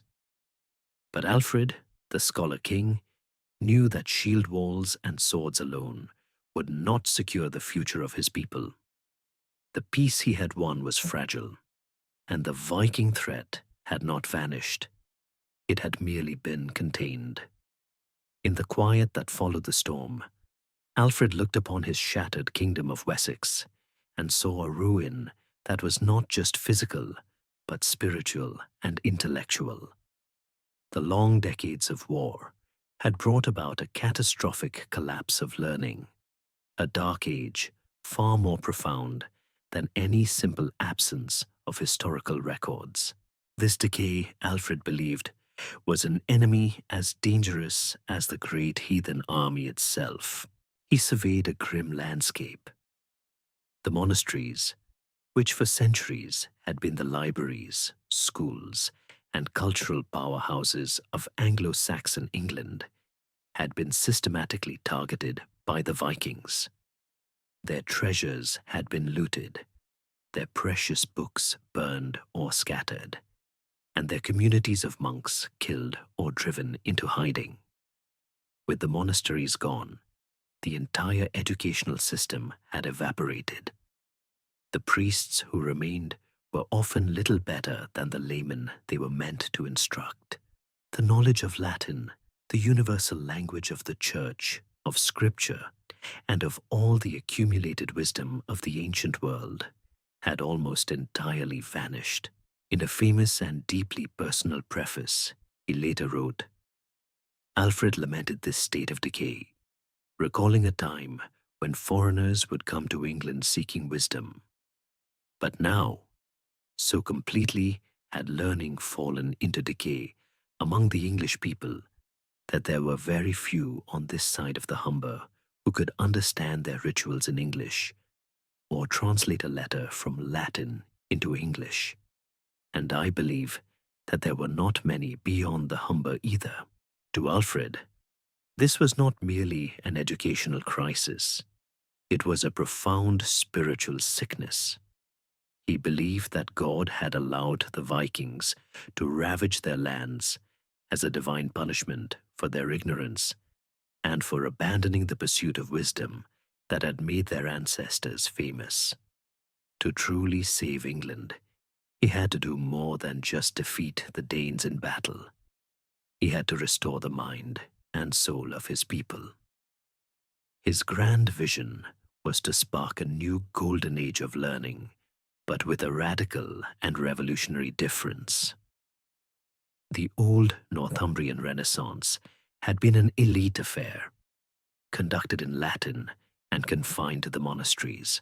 Alfred dreamed of a renewal of learning that would be accessible to all, a wisdom that would be expressed not in the arcane tongue of Rome, but in English, the Old English that his people actually spoke.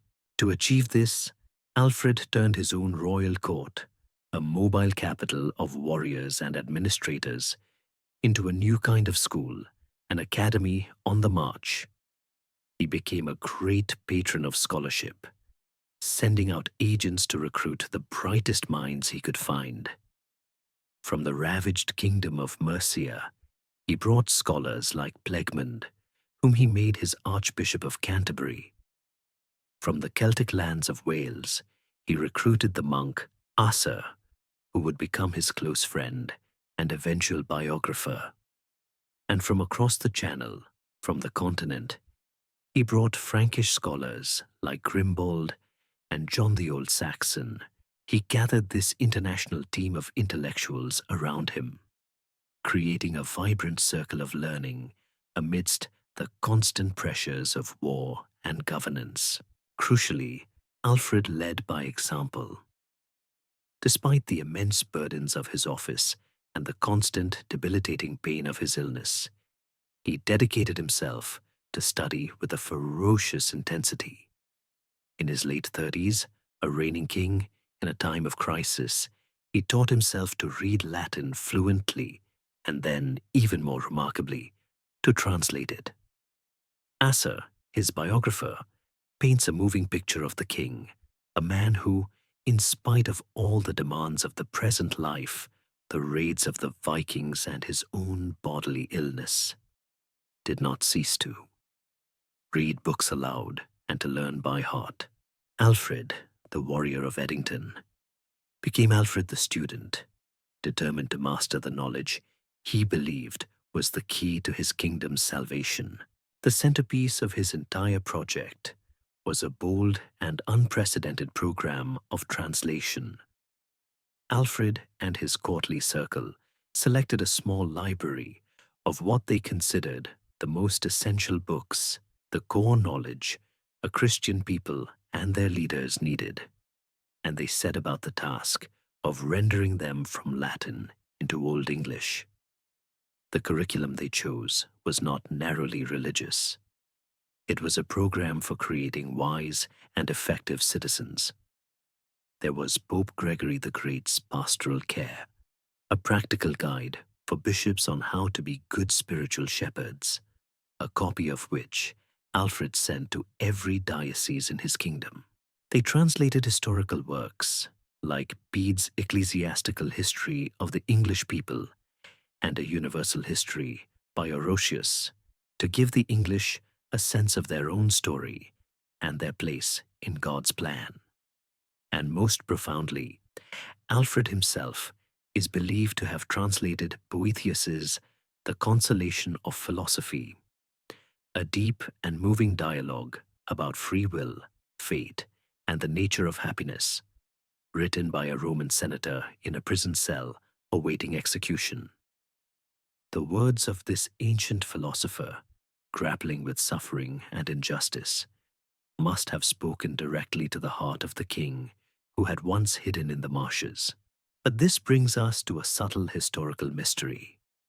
How much of this great work did Alfred, the man, actually do with his own hands? Our traditional image, shaped by Asa and by Alfred's own powerful voice in the prefaces, is of a true philosopher-king, personally wrestling with Latin syntax late into the night. But the Old English prose styles of the various Alfredian translations differ significantly. Some modern historians, while never doubting Alfred's role as the project's visionary and sponsor, suggest his personal involvement might have been more editorial than literary. Was he the hands-on translator of all these works? Or was he the executive director of a Wessex translation project, with different scholars producing the texts under his guidance, which were then issued under his royal authority? The debate does not diminish his greatness, but it forces us to consider the line between being a patron and being an author. The Alfred we meet in these texts may be, in part, a carefully constructed persona, an image of the ideal wise ruler projected for the benefit of his kingdom. Whether he was the sole author or the chairman of the board, the achievement was revolutionary. By commissioning these translations and by revitalizing the Anglo-Saxon Chronicle, a history of his people, for his people, in their own language, Alfred was forging a new English identity. He was fighting a war on two fronts. Against the Vikings, he fought with the sword, but against the deeper enemy, the darkness of ignorance and despair, he fought with books.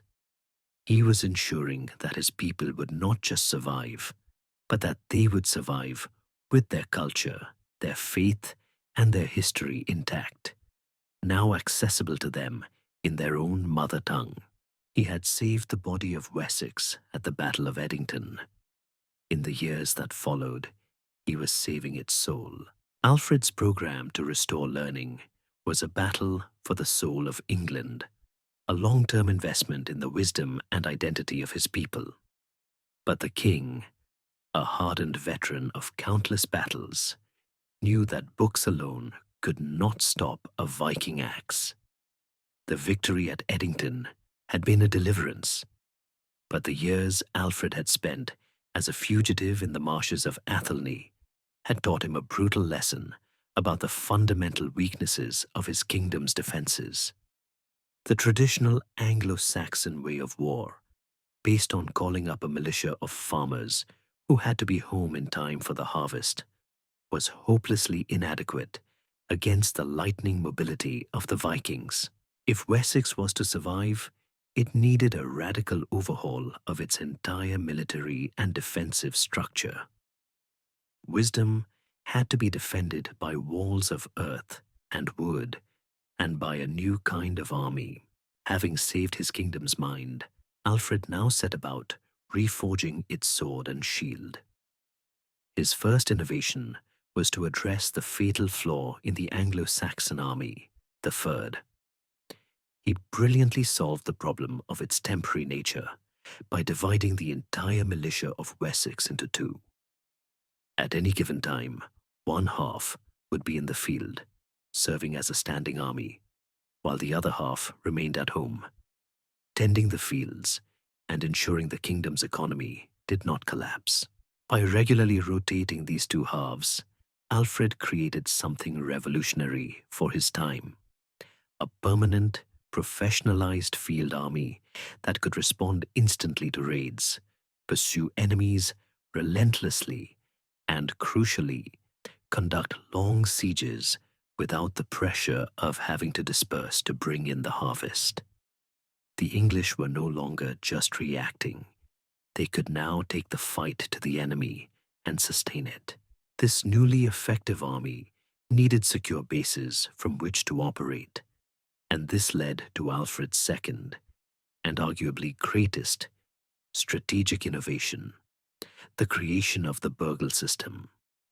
A burh, the ancestor of our word borough, was a fortified town, but Alfred's vision was not just for a few isolated forts. He conceived of an entire integrated network of them, a kingdom-wide system of defense in depth. The plan, breathtaking in its scope and logic, was that no farm or village in Wessex would be more than 20 miles, roughly a day's march, from the safety of a burh. These were to be more than just refuges. They were to be permanently garrisoned strongpoints, nerve centers from which his new army could ride out to intercept any Viking force that dared to enter their territory. The Vikings' greatest advantage, their mobility, would be turned against them. They could no longer roam and plunder a helpless countryside. Wherever they went, they would be shadowed, harassed, and trapped by a local garrison, unable to pillage freely or to retreat to their ships with their loot. The evidence for this grand design is found in a remarkable document that survived from the period, known as the Burgh Hidage. This is not a story or a chronicle, but a dry administrative list of over 30 burghs, from Exeter in the west to Sussex in the east. Crucially, next to each name, the document records a number of hides, a unit of land measurement. This number was part of a precise mathematical formula used to calculate how many men, drawn from the surrounding lands, were required to man that burgh's walls, and how much tax those lands owed for the upkeep of the fortifications. The Burgh Hidage is an astonishing window into the sophistication of the Anglo-Saxon state, revealing a level of centralized planning, resource management, and logistical foresight that was unparalleled in Western Europe at the time. These burghs were not the magnificent stone castles of a later age. They were typically fortified with massive earthen ramparts, faced with timber and topped with a wooden palisade and fighting platform. Some were built on the sites of old Roman towns, like Winchester, their new earthen walls following the line of the ancient stone. Others occupied the commanding heights of old Iron Age hill forts. But many, like Wallingford and Oxford on the River Thames, were entirely new creations, laid out from scratch on a planned grid of streets. This reveals their dual purpose.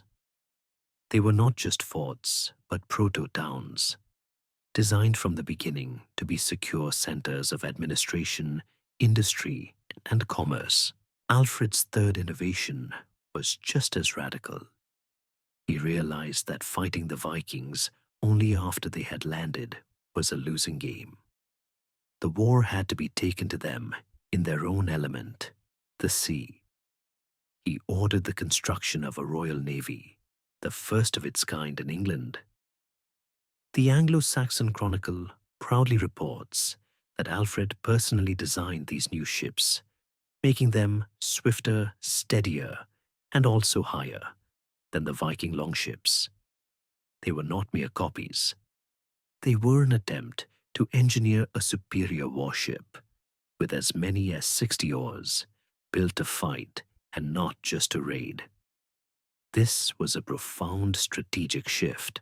For the first time, an English king was attempting to create a naval shield to intercept and destroy the enemy before they could even set foot on English soil. The initial results were mixed.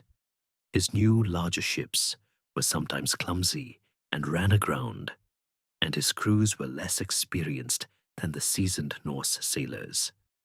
But the seed of an idea that would define English history for the next 1,000 years had been planted. But how much of this incredible system was truly Alfred's own invention? This is a fascinating historical question.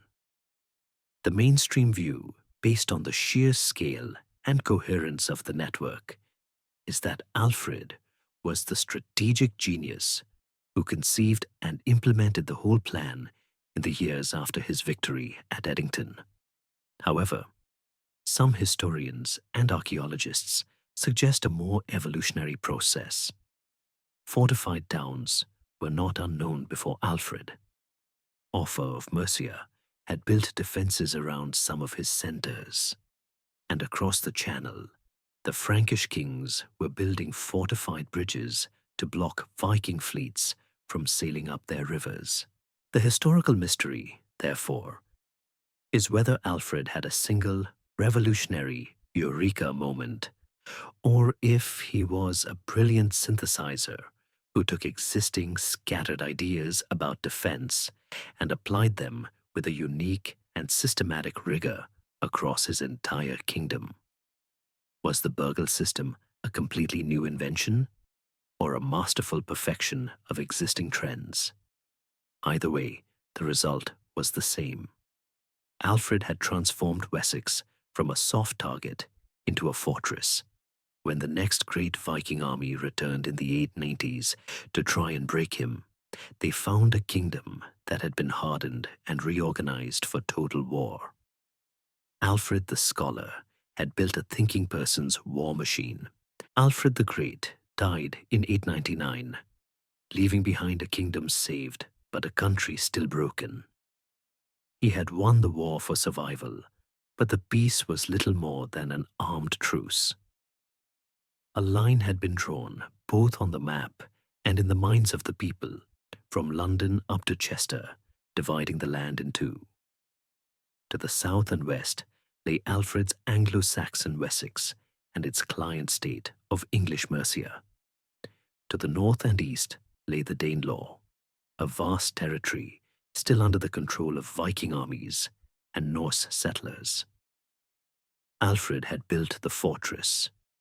The monumental task of counterattacking and reconquering the lost lands would fall to the next generation, to his children.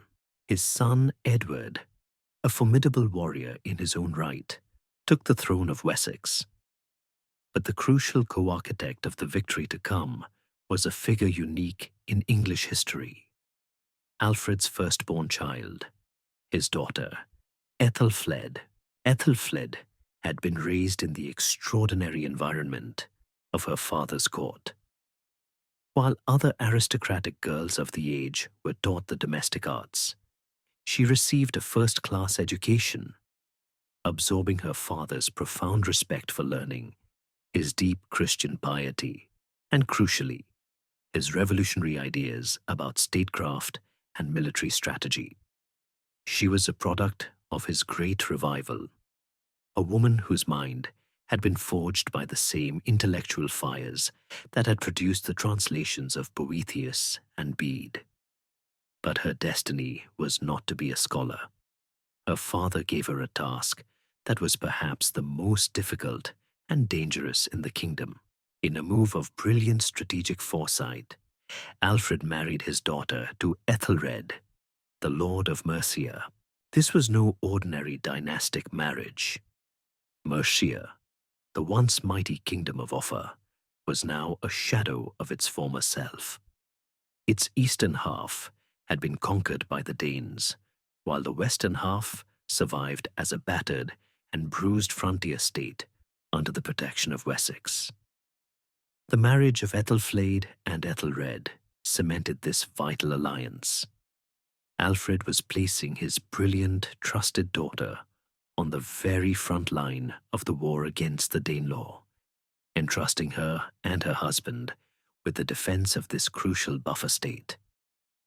For many years, Aethelfled and Aethelred ruled together, a formidable partnership.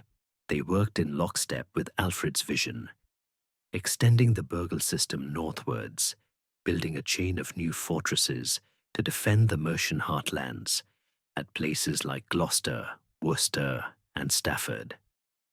They were the wardens of the Northern March. Around the year 902, Lord Aethelred's health began to fail with a long and debilitating illness. Increasingly, the burdens of rule fell upon his wife. Aethelfled stepped out from her husband's shadow and took command.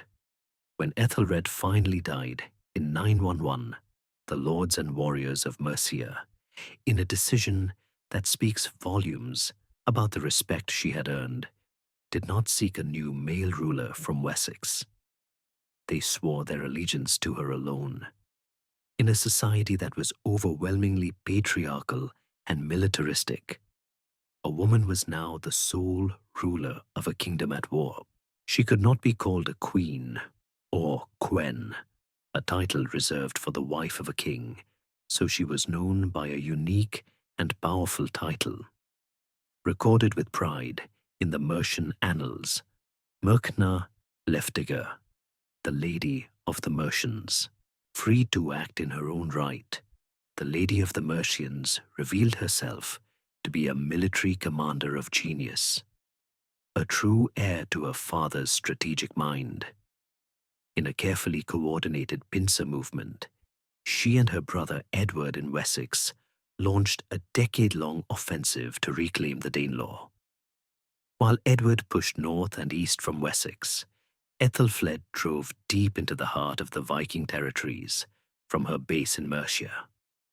Her strategy was pure Alfred, a slow, relentless, grinding advance. She never overreached. Every piece of territory she conquered was immediately consolidated by the construction of a new burh, a fortress that served as both a garrison and a new centre for English settlement. She was a great builder of towns, founding or refortifying Bridgenorth, Tamworth, Stafford, Warwick, and Runcorn, creating a network of steel and earth that squeezed the life out of the Viking kingdoms. In 917, she stormed the great Danish stronghold of Derby in a bloody assault. The next year, the fortress of Leicester surrendered to her without a fight. Her reputation had grown so immense that in 918, the Norse leaders of York, the greatest Viking kingdom in England, sent emissaries to her, offering her their loyalty and submission. It was the absolute peak of her power. She had succeeded where no Anglo-Saxon ruler had before. This raises a profound historical mystery. Aethelfled was clearly one of the most successful and important rulers of the age, yet the official history of the period, the main West Saxon version of the Anglo-Saxon Chronicle, seems to go out of its way to ignore her. It records her brother Edward's campaigns in meticulous detail, but reduces Aethelfled's monumental achievements to a few brief, almost dismissive mentions. Her great victories at Derby and Leicester are omitted, as is the stunning offer of submission from York. If not for the survival of a separate document, a local Mercian chronicle that was later copied into some versions of the main text, her story would be almost completely lost. Why was this warrior queen, this victorious commander, effectively written out of the state-sponsored history of her time?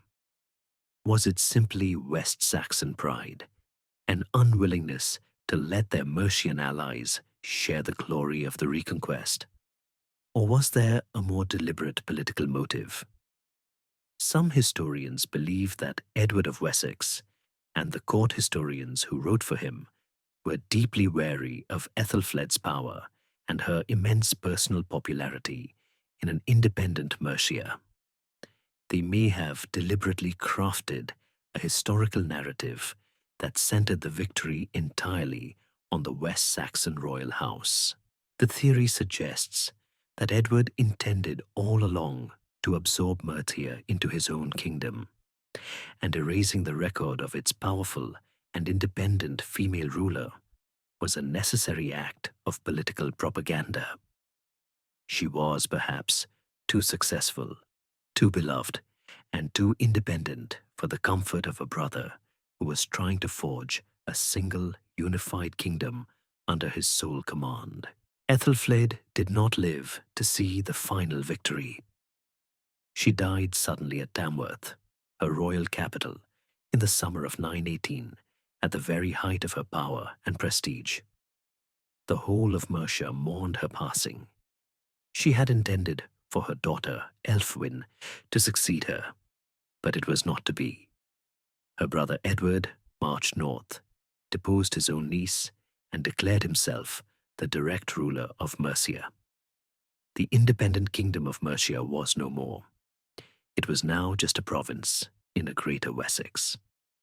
Aethelflad's life work, the restoration of Mercian pride and power, was undone, and her story was largely suppressed.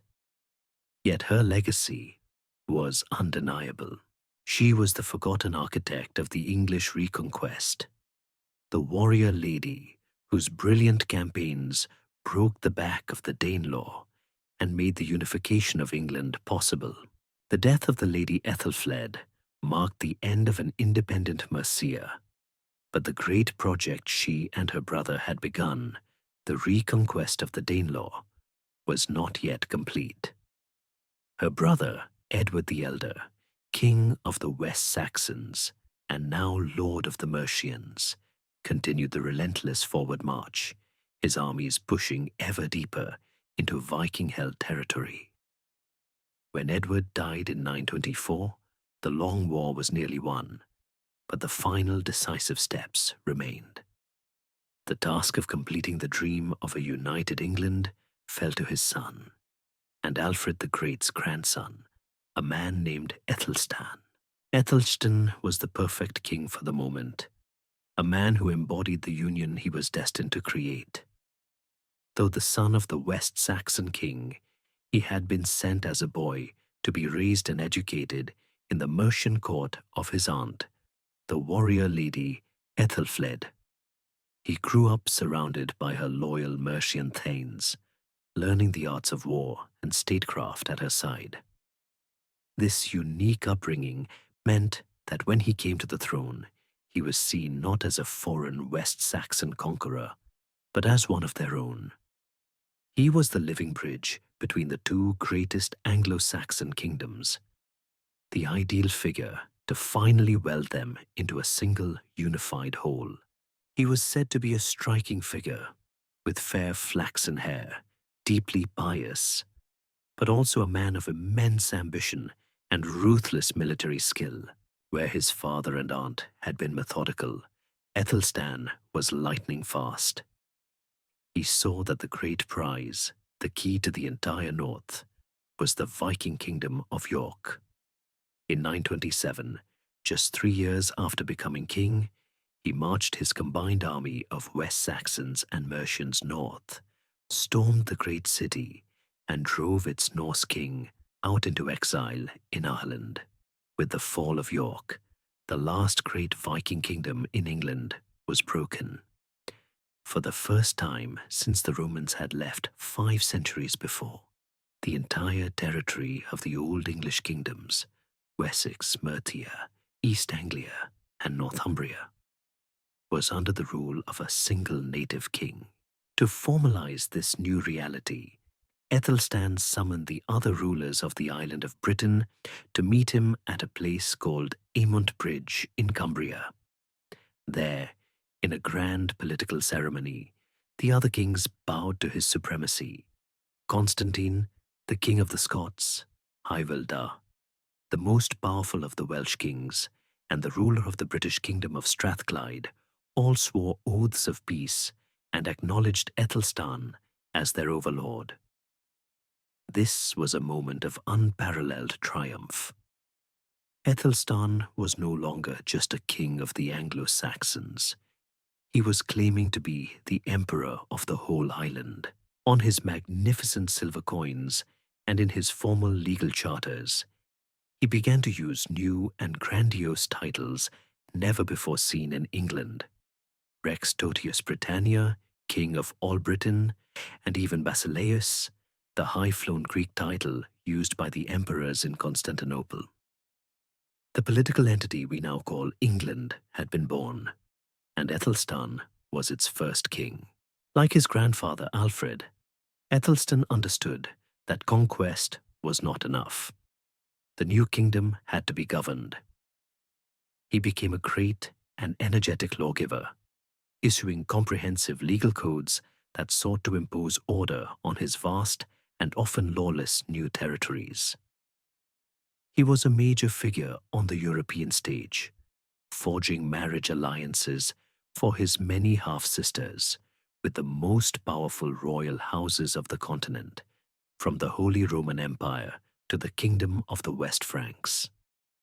His court became a glittering cosmopolitan center for European culture and diplomacy, a safe haven for exiled princes, and a hub for the trade in holy relics and magnificent manuscripts. But his newfound supremacy bred resentment. The kings of Scotland and the British kingdoms chafed under his overlordship, and the Hiberno-Norse Vikings, exiled from York and now ruling from Dublin, dreamed of revenge and reconquest. In the year 937, all of Aethelstan's enemies came together, forming a grand coalition designed to crush the upstart English kingdom once and for all. It was a formidable alliance. Constantine of Scotland marched his army south, while Olaf Guthfrithson, the Norse king of Dublin, crossed the Irish Sea with a massive fleet. They were joined by the Britons of Strathclyde. It was a multinational army of Scots, Vikings, and Britons, united by their shared desire to destroy the King of the English. The two great armies met at a place called Brunanburh. The battle that followed was one of the largest, most savage, and most important in the whole of British history. Our most vivid account of it comes not from a dry chronicle entry, but from a long, triumphant, and brutally graphic poem, composed to celebrate the victory and preserved in the Anglo-Saxon Chronicle. The poem describes a full day of slaughter, a terrible clash of shield walls that began at sunrise. It speaks of the field of battle running dark with the blood of warriors, of the piercing of shields and the hewing of swords. It celebrates the valor of King Aethelstan and his young brother Edmund fighting side by side, as was their noble nature from their ancestors. The poem is a work of fierce, patriotic pride, glorying in a victory won not just by West Saxons or Mercians, but by a united English army. The result was a crushing, decisive victory for Aethelstan. The coalition army was smashed, its leaders forced to flee back to their ships. The poem records with grim satisfaction that 5 kings and 7 of Olaf's great earls lay dead on the battlefield. The victory at Brunanburh was absolute. It shattered the alliance of Aethelstan's enemies and secured the existence of the new Kingdom of England. Yet, for all its fame and importance, the battle is shrouded in a profound mystery. We have absolutely no idea where it was fought. The poem is rich in bloody detail, but gives no usable clues about the location. Dozens of sites have been suggested over the centuries, but no definitive evidence has ever been found. The current leading theory places the battle somewhere in the Wirral Peninsula, a location that makes good strategic sense for a rendezvous between a Scottish army marching south and a Viking fleet arriving from Ireland. But without a conclusive archaeological discovery, Brunanburh remains the great lost battle of English history, a ghost on the landscape where the bloody birth of the nation took place. Aethelstan died only 2 years after his great victory, having reigned for just 15 years. But his achievement was monumental. He had inherited a collection of allied kingdoms and forged them into a single state. Alfred had saved the idea of England from extinction. Edward and his sister, Aethelflad, had done the hard grinding work of reclamation. But it was Aethelstan, the glorious king, the Emperor of Britain, who completed the structure. At Brunanburh, the kingdom he built received its baptism of fire and emerged as the dominant power on the island, a new nation forged in the heat of battle. The monumental victory of King Aethelstan at Brunanburh secured the existence of the new Kingdom of England, but it did not immediately bring peace. The unity he had forged was fragile, and in the decades that followed his death, his successors, his younger brothers Edmund and Edred, had to fight relentlessly to hold their creation together. The Hiberno-Norse kings of Dublin repeatedly tried to reclaim the Kingdom of York, and for a time, the famous and formidable Viking, Eric Bloodaxe, succeeded in doing so. The North remained a turbulent, violent frontier. It was not until the middle of the 10th century, in 954, that the last Norse king of York was finally expelled and killed, and Northumbria was permanently and securely incorporated into the English kingdom. This final act of unification ushered in a new era, a period of remarkable peace and stability, presided over by one of the greatest kings of the age, Edgar, a man who would be remembered by later chroniclers as the Peaceful. Edgar came to the throne of a united England in 959, a young man who inherited the fruits of his ancestors' bloody labors. His reign was, for the most part, free from the great wars and Viking invasions that had defined the lives of his father, uncle, and great-grandfather. This peace allowed for the consolidation of the English state and for a grand ceremony that would mark the absolute zenith of Anglo-Saxon royal power. In 973, late in his reign, Edgar held a second spectacular coronation at the ancient Roman city of Bath. This was no ordinary ceremony. It was a carefully choreographed piece of political theater, an imperial coronation consciously modeled on those of the great emperors of Rome and Byzantium. It was designed to display Edgar's status, not just as a king of England, but as the overlord of all of Britain. To reinforce this imperial claim, Edgar travelled from his coronation at Bath to the city of Chester, on the border with Wales. There, in a legendary display of power, the other kings of Britain were made to publicly demonstrate their submission. As the chronicler tells it, 8 Celtic kings, including the King of Scots, the King of Strathclyde, and the most powerful princes of Wales, were compelled to take up the oars of a state barge and row their overlord, King Edgar, who held the tiller, on the River Dee. It was a stunning, unforgettable image of absolute dominance, the Emperor of Britain being rowed by his council of client kings. This climate of peace, prosperity, and unparalleled royal authority created the perfect conditions for the most significant cultural and religious movement of the later Anglo-Saxon period. the Benedictine monastic reform. While Alfred the Great had dreamed of reviving monastic life, the reality was that a century later, the monasteries of England were in a dire state. Many lay in ruins, abandoned since the Viking raids. Others had survived, but in name only. They were no longer true monasteries, but comfortable collegiate churches run by communities of secular canons or clerks. These men were often married, lived in their own private houses, owned property, and passed their positions down to their sons. They were, in effect, hereditary corporations of wealthy land-owning priests, following no strict rule and living a life far removed from the monastic ideal of poverty, chastity, and obedience.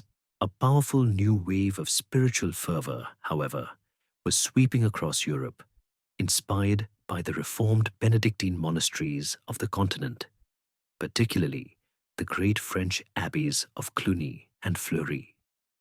This movement was brought to England by three brilliant and passionate churchmen. Dunstan, a deeply spiritual man who became Archbishop of Canterbury; the formidable and uncompromising Aethelwald, Bishop of Winchester; and the energetic Oswald, Bishop of Worcester. Their goal was nothing less than the total purification and rebirth of the English Church. They sought to drive out the lax worldly clerks and replace them with communities of fervent, disciplined monks, living strictly according to the 6th century rule of Saint Benedict. This was a top-down reformation, and it could never have succeeded without the enthusiastic backing of the king. Edgar was a devout supporter of the reformers. He saw a disciplined, centralized, and loyal church as an essential partner in governing his unified kingdom. He used the full weight of his royal authority, and sometimes his soldiers, to support Bishop Aethelwald in his controversial expulsion of the secular clerks from the great cathedrals of Winchester and Worcester, literally driving them out and handing their lands and churches over to new communities of Benedictine monks to standardize this new way of life. A great council was held at Winchester, which produced a document called the Regularis Concordia, or Monastic Agreement. This text laid down a single, uniform rule for all English monasteries, creating for the first time a truly national and unified monastic church, whose members were bound by a common discipline, and whose first duty, after the worship of God, was to pray for the well-being of their patron, the King of England. But was this great reform purely a movement of spiritual renewal, or was there a more worldly political motive at play? This is a great historical debate. The traditional view is that this was a genuine and desperately needed revival that transformed the English Church into a beacon of piety and learning, sparking a new golden age of manuscript illumination and scholarship. However, a more critical modern perspective suggests that the reform was also a shrewd political power grab. The old communities of secular clerks were not just lax. They were independent, often hereditary, and controlled vast tracts of land. By expelling them, King Edgar and his bishop allies were not just purifying the church. They were breaking the power of old, entrenched, aristocratic families and seizing control of their immense wealth. The new Benedictine monasteries were utterly dependent on the king. Their abbots were appointed with his consent, and their monks were now part of a nationalized church, praying daily for the king's success. In this light, the reform can be seen as a clever strategy by Edgar to extend royal power over a huge segment of the kingdom's landed wealth, transforming the church into a loyal spiritual civil service. The truth most likely, is that the reformers were driven by a complex mix of genuine piety and political pragmatism. Whatever the motivation, the results were spectacular. Edgar's reign became a golden age of peace and culture. The newly reformed monasteries became vibrant centers of art and learning, producing stunning illuminated manuscripts in the elegant style known as the Winchester School. The kingdom forged by war was now being glorified by art and sanctified by prayer. The image of King Edgar at the tiller of his boat on the River Dee was the perfect symbol of a kingdom at the absolute peak of its confidence and power, united, peaceful, and seemingly unassailable. This golden age, however, was built on the leadership of one strong king, and its peace would prove to be tragically brief. The peace that King Edgar the Peaceful had secured for his kingdom was more than just an absence of war. It was a fertile ground for a spectacular flourishing of culture. The great Benedictine monasteries, revitalized by the reformers Dunstan and Aethelflad, and enriched by royal and aristocratic patronage, became bustling workshops of artistic and intellectual creativity. In the quiet of their scriptoriums and chapels, the monks and nuns of late Anglo-Saxon England created a culture of extraordinary sophistication, producing some of the most beautiful art and profound literature of the entire early medieval period. To step into this world is to leave behind any notion of a primitive, dark age and enter a realm of shimmering gold, elegant lines, and powerful, resonant poetry. The most dazzling legacy of this era is the art of the book. The monastic reform created an enormous demand for new manuscripts, gospel books, psalters for chanting the psalms, and benedictionals containing the blessings a bishop would need for the liturgy. These were not just functional texts. They were objects of immense prestige and deep devotion, and they were decorated with a confidence and elegance that defined a new English aesthetic. This style, which radiated out from the great cathedral priory at Winchester, but was practiced in centers across the south, is known as the Winchester School. It is a style of controlled energy and refined grace. Human figures are drawn with an expressive, almost nervous vitality, their bodies elongated and their robes depicted with a characteristic fluttering, intricate drapery that makes the fabric seem alive. The artists filled their pages with lavish, burnished gold leaf that would catch and reflect the candlelight of the altar, and framed their pictures with distinctive fleshy borders of scrolling acanthus leaves, a classical motif reimagined with a new, organic energy. The undisputed masterpiece of this style is the Benedictional of St. Aethelflad, a manuscript commissioned by the great reformer bishop himself in the late 10th century. To turn its vellum pages is to witness the full glory of the age. On one page, Christ enters Jerusalem, the figures drawn with a delicate dancing quality, their robes a cascade of restless calligraphic lines. On another, the Holy Spirit descends at Pentecost, the apostles gazing upwards, their faces full of expressive emotion, the whole scene enclosed within a lush, intricate acanthus leaf border. It is an art form that is both deeply spiritual and breathtakingly luxurious, a perfect expression of the wealth, piety, and confidence of Edgar's renewed English church. This same creative energy was also poured into the preservation of the English language's own great literary heritage.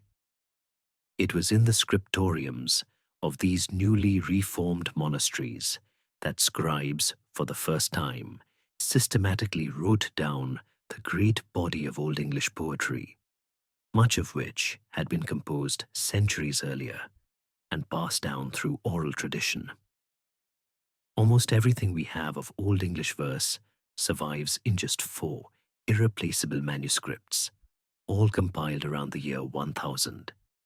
These books, the Exeter Book, the Vercelli Book, the Junius Manuscript, and the Nowell Codex, which contains Beowulf, are the treasure chests of the English poetic soul. They contain the great Christian poems, such as the haunting and beautiful Dream of the Rood, in which the cross itself speaks of the crucifixion. But they also preserved the older melancholy elegies of the Anglo-Saxon heart, poems like The Wanderer and The Seafarer, which speak of exile, loss, and the sorrowful decay of all earthly things. The greatest of these preserved treasures is, of course, the epic poem Beowulf. The manuscript itself is a relatively plain and unassuming volume, not a lavish work of art, like the Benedictional of Aethelflad. Its survival was a near-run thing. It was badly damaged in a fire in 1731 that destroyed much of the library it was housed in. But the story it contains is the foundation stone of English literature, the tale of a great hero's battles against 3 monsters, the creature Grendel, his vengeful mother, and a treasure-hoarding dragon, set in the misty, heroic Scandinavian past. The poem is a magnificent fusion of the old pagan warrior ethos, with its emphasis on courage, loyalty, and the pursuit of fame, and the newer Christian worldview, which frames the story with an awareness of God's providence and the transience of worldly glory. Yet this most famous of English poems is also home to one of our greatest literary mysteries. We have no idea when it was composed. The manuscript was written around the year 1000, but the poem's setting is the pagan world of the 6th century. For generations, scholars have debated its origins. Was it an early composition, perhaps from the 8th century age of Bede, a genuinely ancient heroic song that was recited for centuries before a monk finally wrote it down? Or was it a much later work, a piece of brilliant historical fiction composed by a highly sophisticated Christian poet in the 10th or even early 11th century? A nostalgic and scholarly look back at a long-dead heroic age.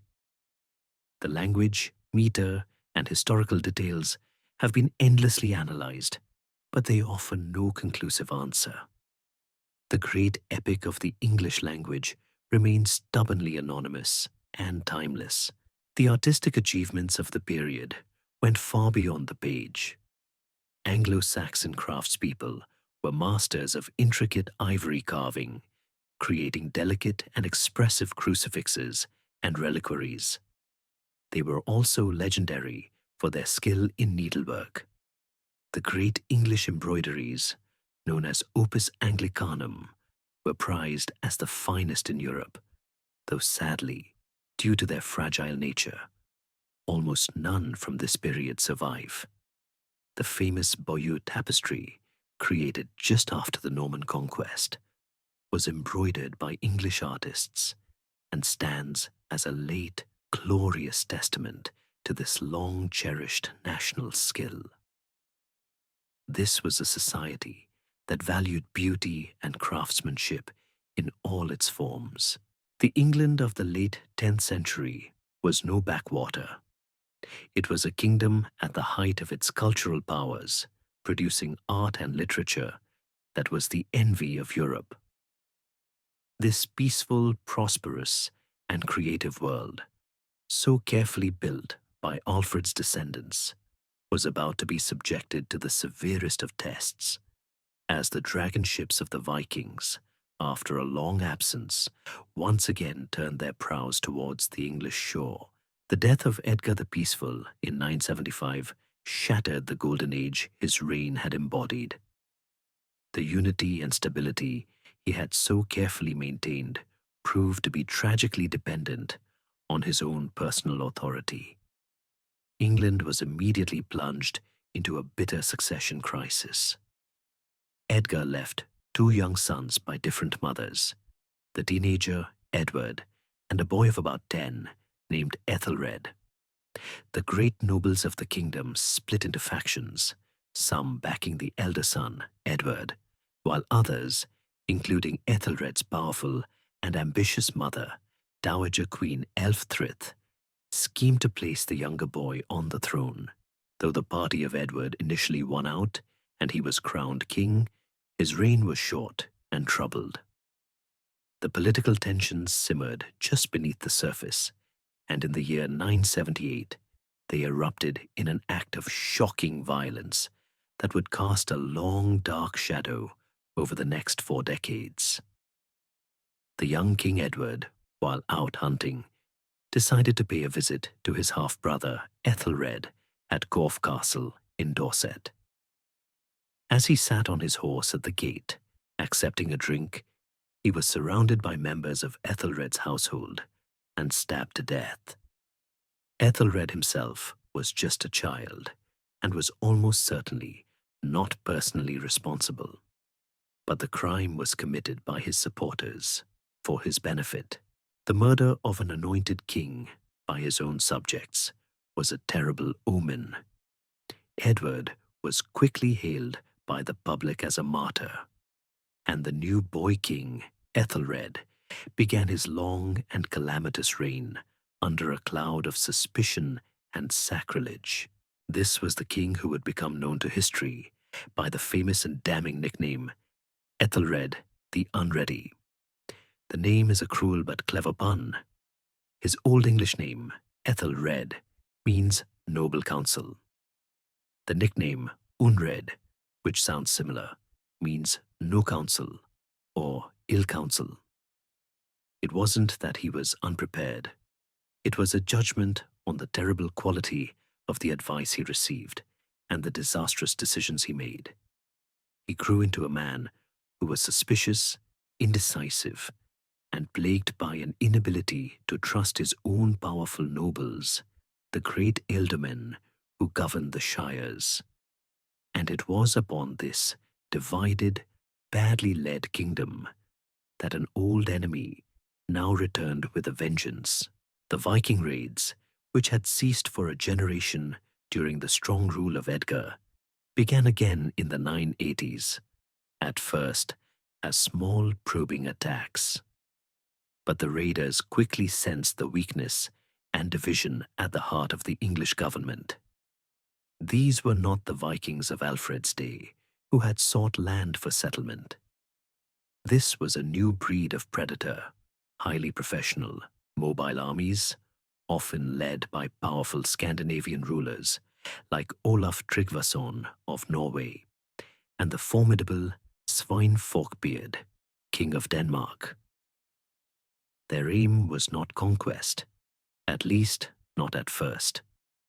They were running a vast international extortion racket, and they saw that rich, disorganized England was the perfect target. The English response was tragically inept. Alfred's network of burhs was still in place, but a lack of unified national leadership rendered the system ineffective. Time and again, the Anglo-Saxon Chronicle tells a dismal story of English armies being slow to muster, of nobles failing to cooperate, and of betrayals where an ealdorman would make a separate peace with the enemy or fail to bring his troops to a battle. Faced with this internal disunity and a relentless professional foe, Aethelred's government made a fateful and catastrophic decision. After a brave but crushing English defeat at the Battle of Maldon in 991, Aethelred's advisors decided that if they could not defeat the Vikings with steel, they would buy them off with silver. This was the policy of Danegeld. It was a national protection payment, a huge tribute paid to the Viking armies to persuade them to leave. In 991, the price was £10,000 of silver, an enormous sum that required a new and burdensome national tax. But the payment, intended as a one-off solution, became a recurring nightmare. It was a spectacular own goal. It demonstrated to the Vikings two fatal things: that the English were unable to defend themselves, and that their kingdom was fantastically wealthy. The Danegeld, meant to make them go away, only guaranteed that they would come back, demanding more. The policy created a vicious cycle of extortion. The payments grew ever larger. £16,000 of silver in 994, 24,000 in 1002, a staggering 36,000 in 1007. Each payment drained the kingdom of its wealth and advertised its weakness, making the next attack inevitable. As the crisis deepened, Aethelred's paranoia and poor judgment led him to commit an act of supreme folly.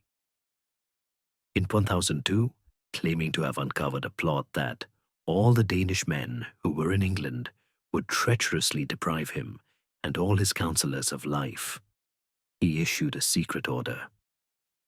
On St. Brice's Day, November 13th, all Danes living in England were to be killed. We do not know how widely this royal command for ethnic cleansing was carried out, but we know it happened in places like Oxford, where a number of Danes who had taken refuge in a church were burned to death. The massacre was not only a moral atrocity, it was a strategic blunder of epic proportions. One of the victims was said to be Gunhilda, the sister of King Svein Forkbeard of Denmark. Ethelred's act of panicked cruelty gave his most powerful enemy a personal justification for revenge and a powerful political excuse to transform his lucrative raids into a full-scale war of conquest. This catalogue of disasters has cemented Ethelred's reputation as one of England's worst kings. But was he truly so incompetent, or was he just desperately unlucky? This is a great historical debate. The traditional view, shaped by the relentlessly hostile account in the Anglo-Saxon Chronicle, is that Ethelred was the architect of his own kingdom's downfall. A more recent, revisionist view suggests a more complex picture. Perhaps Ethelred inherited a kingdom that was already becoming ungovernable, with its powerful regional ealdormen acting like selfish warlords. Perhaps the Viking armies he faced were simply a more formidable challenge than anything Alfred had contended with. Perhaps the Danegeld policy, so ruinous in hindsight, seemed like a rational way to buy time and avoid bloodshed, a policy that other rulers in Europe had also used. The mystery is whether Ethelred was the cause of the crisis, or simply the unfortunate king who presided over the collapse of a system that was already rotten from within. Was he the author of England's tragedy, or just its leading actor? Whatever the explanation, the consequences were clear. The policy of being Danegeld had bled his kingdom dry while encouraging the enemy. The St. Brice's Day massacre had provoked the wrath of the most powerful king in Scandinavia. By the first decade of the 11th century, Svein Forkbeard was preparing a great invasion, this time not for silver, but for the crown of England itself. The Golden Kingdom of Edgar the Peaceful was on its knees, facing total annihilation. The calamitous reign of Ethelred the Unready had bled England of its wealth and its will to fight. The kingdom, once the most powerful and well-ordered in Britain, was now a fractured, demoralized, and easy prize. In the summer of 1013, the master extortionist, King Svein Forkbeard of Denmark, returned to England not for more silver, but for the throne itself. His invasion was less a conquest and more a triumphal procession. He landed in the Danelaw, where the Anglo-Scandinavian inhabitants welcomed him as a liberator from the floundering West Saxon regime. Northumbria and Mercia submitted to him almost immediately. Resistance in the south soon crumbled, and by the end of the year, Aethelred was forced into a final humiliating act of failure. He abandoned his kingdom and fled into exile at the court of his wife's brother, the Duke of Normandy. On Christmas Day 1013, the Viking warlord Svein Forkbeard was declared the king of all England. The royal line of Alfred the Great, the House of Wessex that had forged the kingdom, had been deposed. Then history took a sudden violent turn. Just 5 weeks after his triumph, Svein Forkbeard, the new master of England, dropped dead. The Viking army in England immediately proclaimed his young son, Cnut, as their king. But the English lords, seeing a sudden opportunity in the chaos, sent a deputation to Aethelred in Normandy. They would take him back, they said, but only on the condition that he promised to govern more justly than he had before. Aethelred agreed and returned, but the old king was a spent force. The true leadership of the English resistance now passed to his eldest son from his first marriage, a young man of ferocious energy and courage, Edmund, who would earn the nickname Ironside. What followed in the year 1016 was an epic and brutal struggle for the kingdom, a duel between two brilliant young commanders, Edmund Ironside, the embodiment of a heroic last stand, and Nut, the cool and determined heir to the Viking conquest. For months, they fought a savage war that raged back and forth across the country. Edmund proved to be a magnificent general, rallying the English and winning a series of stunning victories. His energy and courage, a stark contrast to his father's fecklessness. For a moment, it seemed possible that he might just save the kingdom. But at the final, decisive battle at Assunden in Essex, the English cause was shattered, once again by treachery. At a critical moment in the fighting, the notoriously untrustworthy Ealdorman of Mercia, Edric Streona, fled the field with his men, fatally weakening the English shield wall. The battle turned into a slaughter. The flower of the English nobility was wiped out. Though Edmund Ironside escaped, his cause was broken. The two young rivals met on an island in the River Severn, and in a display of mutual respect, agreed to partition the kingdom. Edmund would rule Wessex, the traditional heartland, while Nut would hold the rest. But just weeks after this treaty was made, Edmund Ironside also died suddenly, leaving Nut, by default, the undisputed king of all England. He had won the kingdom through bloodshed, treachery, and sheer good fortune. His new English subjects, expecting a reign of terror from this foreign conqueror, braced for the worst. What they got was one of the best kings they ever had. Not the Great, as he would become known, was a political genius. His first acts were ruthless and pragmatic.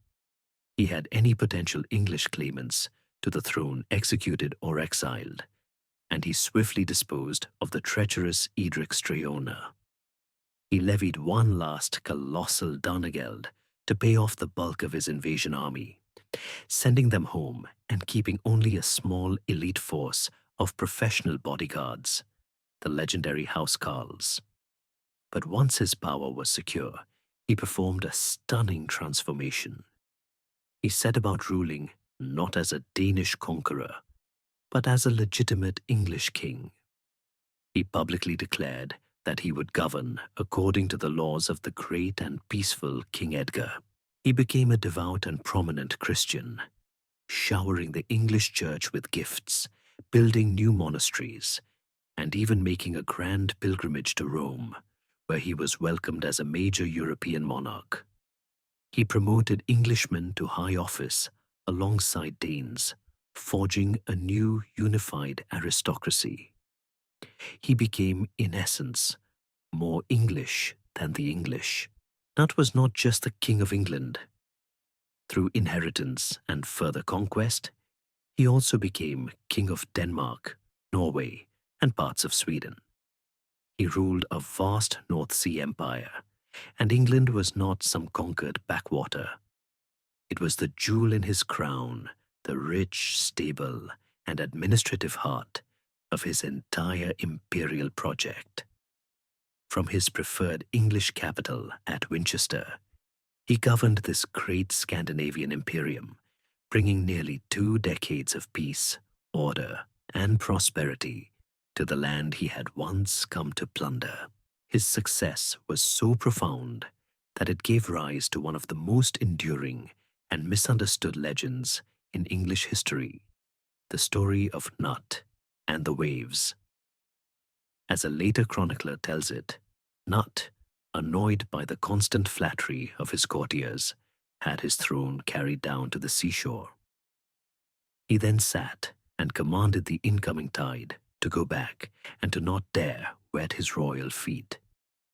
When the tide inevitably rolled in and soaked him, he turned to his court and delivered a lesson in humility, declaring how empty and worthless the power of an earthly king is compared to the eternal power of God, whom the sea and stars obey. The popular modern take on this story is that it shows Cnut as an arrogant fool, a king so deluded by power that he thought he could command nature. But the original story was meant to show the exact opposite. It was a parable of his piety and wisdom, an illustration of a king who knew the true limits of his power. While the event itself is almost certainly a fiction, the fact that a later historian would invent such a story to characterize him tells us everything about the reputation he built. The blood-soaked Viking conqueror had successfully rebranded himself as the model of a wise and pious Christian king. The man who had taken England by force had won the hearts of its people by governing with justice and peace. The reign of Nut the Great brought a welcome and much-needed peace to England. After decades of chaos, invasion, and crippling taxation, the kingdom could finally breathe again. But what kind of society was it that Nut had conquered and then come to rule so effectively? Beneath the grand narrative of kings, battles, and empires, the lives of the 5 to 6 million people of late Anglo-Saxon England were governed by a complex and deeply ingrained social structure. It was a world built on a pyramid of loyalties and obligations, a highly ordered society administered by one of the most sophisticated legal systems in Europe, where every person, from the king to the slave, had their place. At the absolute pinnacle of this pyramid was the king, the Cyning. He was the war leader of his people, the guardian of the kingdom's peace, and the ultimate source of law and justice. In the tradition of the ancient mead hall, he was still the ring giver, the generous lord who rewarded his followers. But his power was now far more formal and extensive.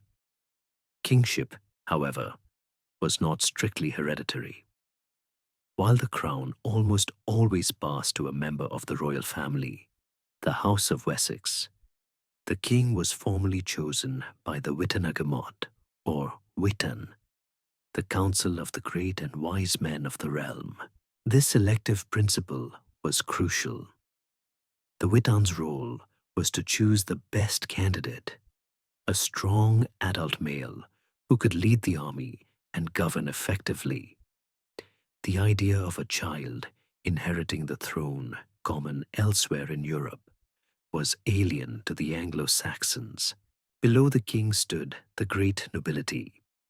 At the top of this class were the earls, or eolas. Under Cnut, who imported the Danish title. These figures replaced the older Anglo-Saxon ealdormen. England was divided into a handful of vast earldoms: Wessex, Mercia, East Anglia, Northumbria. And the earls who ruled them were men of immense power and wealth, second only to the king. They were the king's chief generals, his viceroys, and his most powerful advisers on the Witan. Beneath them was the bedrock of the aristocracy, the warrior class of thegns. A thegn, or thane, was a land-owning nobleman who owed military service directly to the king or to his earl. They were the knights of their day, the local lords and administrators who ran the shires, commanded the local militias, and formed the professional corps of the English army. To qualify as a thegn, a man generally had to hold at least 5 hides of land, a substantial estate, complete with his own hall, a church, and a bell tower. The great mass of the population, the backbone of the kingdom, were the ceolas, or churls. These were the free peasant farmers. In the early Anglo-Saxon period, the ceol was a robustly independent figure, a free man who owned his own farm, could bear arms at the fyrd, had a legal standing in court, and was protected by a weregild, a man price to be paid if he was injured or killed. By the 11th century, while many prosperous landowning ceols still existed, the status of this group was becoming more varied and precarious. Many had become tenants, renting their land from a thegn or a monastery in exchange for cash payments and, increasingly, labor services, obliging them to work a certain number of days on their lord's own land. At the very bottom of the social ladder were the slaves, the thralers, or thralls. It is an uncomfortable truth that this prosperous and pious Christian kingdom was a slave-owning society. Slaves were a significant part of the population, perhaps as much as 10 to 20%. A person could be born into slavery, be captured in the frequent wars with the Welsh or Scots, be sold into it by their family in times of famine, or be condemned to it as a punishment for a serious crime. A slave was not a person in the eyes of the law. They were property, a piece of chattel, with no legal rights and no weregild. They could be bought and sold like livestock. The church, however, disapproved of the institution and encouraged the freeing of slaves, or manumission, as a pious act. So for many, it was not necessarily a lifelong condition. This intricate society was governed by a remarkably efficient and participatory administrative system. The entire kingdom was divided into shires, the direct ancestors of England's modern counties. The king's chief official in each shire was the shire reeve, the sirgerefa, or sheriff. He was the man on the ground, responsible for collecting royal taxes, managing the king's estates, and presiding over the administration of justice. The shires themselves were subdivided into smaller units called hundreds. These districts were the key to local government. The 100 court met every 4 weeks, attended by the local thegns and a representative group of ceolas to settle local disputes over land, debts, and petty crimes. Twice a year, the much larger shire court would convene, presided over by the earl, the local bishop, and the sheriff, to hear the most serious cases and to pass judgment on matters of regional importance. Justice was a public, communal affair, rooted in local communities. This brings us to a complex historical mystery. Just how free were the ceolas of late Anglo-Saxon England? An older, more romantic view of history held that Anglo-Saxon society was a world of sturdy, independent freeholders who were later crushed under the heel of Norman feudalism the so-called Norman yoke. But a closer look at the evidence suggests a more complicated picture. By the 11th century, the relentless financial pressure of the Danegeld, followed by the heavy taxes of Cnut's imperial regime, had taken a severe toll. Many once independent farmers had fallen into debt, forced to seek loans and protection from powerful lords. In exchange, they had to commend themselves, trading away some of their freedom and becoming tied into a web of obligations. Their freedom to sell their land or to move to another village was increasingly restricted, and the labor services they owed their lords grew ever more burdensome. The debate among historians is over the extent of this change. Was the English Ceorl already well on his way to becoming a medieval serf before the Normans ever arrived? It challenges the comforting myth of a merry England of free peasants, suggesting that the foundations of the feudal system were already being laid within the structure of this ancient and highly ordered Anglo-Saxon world. The peaceful and orderly kingdom that Cnut the Great ruled was not just a political success, it was an economic powerhouse. The intricate social pyramid, with its layers of kings, earls, thegns, and farmers, rested on a solid foundation of agricultural wealth and commercial sophistication.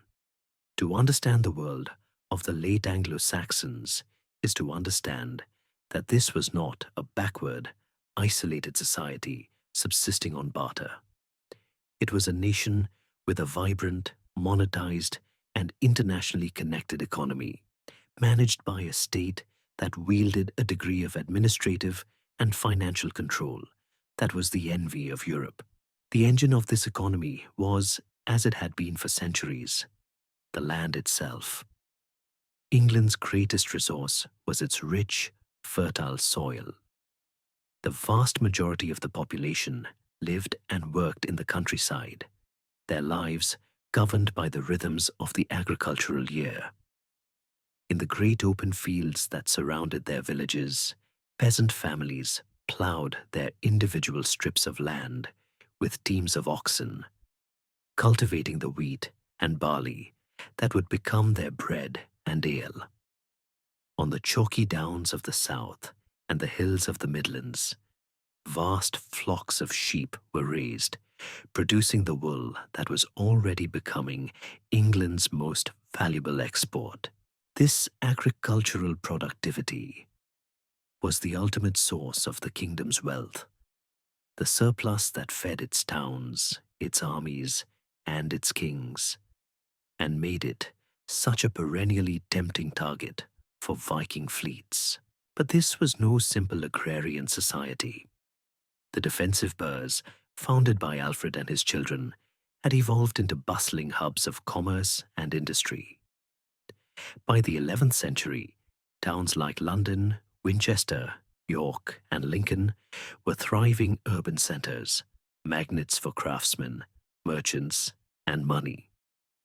In their noisy, crowded marketplaces, farmers from the surrounding countryside would sell their grain, wool, and livestock, and in return, buy the specialist goods they could not produce themselves. Salt to preserve their meat, iron tools from the blacksmith, or sturdy clay pots from the potter. These towns were also nodes in a vast international trading network. From English ports, ships laden with wool, cloth, cheese, and tin sailed across the Channel to the markets of Flanders and Normandy, and across the North Sea to the great trading towns of the Rhineland and the distant shores of Scandinavia. In return, they imported the luxuries demanded by the wealthy Anglo-Saxon aristocracy: wine from France, fine pottery from Germany, and precious silks from the even more distant Byzantine Empire. The lubricant for this entire economic system, and the most stunning testament to the power of the Anglo-Saxon state, was its coinage. From the reign of Edgar the Peaceful onwards, England possessed a single, unified, and royally controlled currency that was remarkable for its quality and integrity. The silver penny was the standard coin of the realm, and its production was a jealously guarded royal monopoly. Dozens of mints operated in every major burh across the kingdom, but they all worked to a centrally dictated standard. The silver content of the pennies was consistently high, and their weight was uniform, making them a trusted and stable currency, not just in England, but across all of Northern Europe, where they were widely used and frequently imitated. The most extraordinary feature of this system was the practice of reckonage. Every 6 years or so, the king's government would declare that all the coins currently in circulation were now void. People were required to bring their old pennies back to the royal mints, where they would be melted down and restruck with a new design, featuring an updated portrait of the king.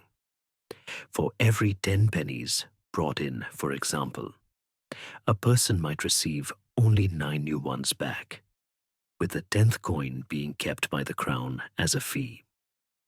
This system was a work of administrative genius. Firstly, it functioned as a regular, predictable, and highly profitable form of national taxation. Secondly, it allowed the government to maintain absolute control over the quality of the currency, preventing the slow degradation through clipping or debasement that plagued other medieval economies. And thirdly, it was a powerful tool of propaganda. Every 6 years, the entire cash supply of the kingdom was reissued with a fresh image of the king's face, a constant, tangible reminder jingling in every merchant's purse and every farmer's pocket of who was in charge. The existence of more than 70 mints, all capable of coordinating these regular and complex recoinages, speaks to a level of bureaucratic organization that was simply astonishing for the era. But this brings us to a complex economic question. Was this sophisticated economy still growing in the final decades before the Norman conquest? Or was it beginning to stagnate under its own weight? This is a topic of intense debate among historians. On the one hand, the evidence for a vibrant, growing economy seems overwhelming. The sheer amount of money the kingdom was able to produce is staggering.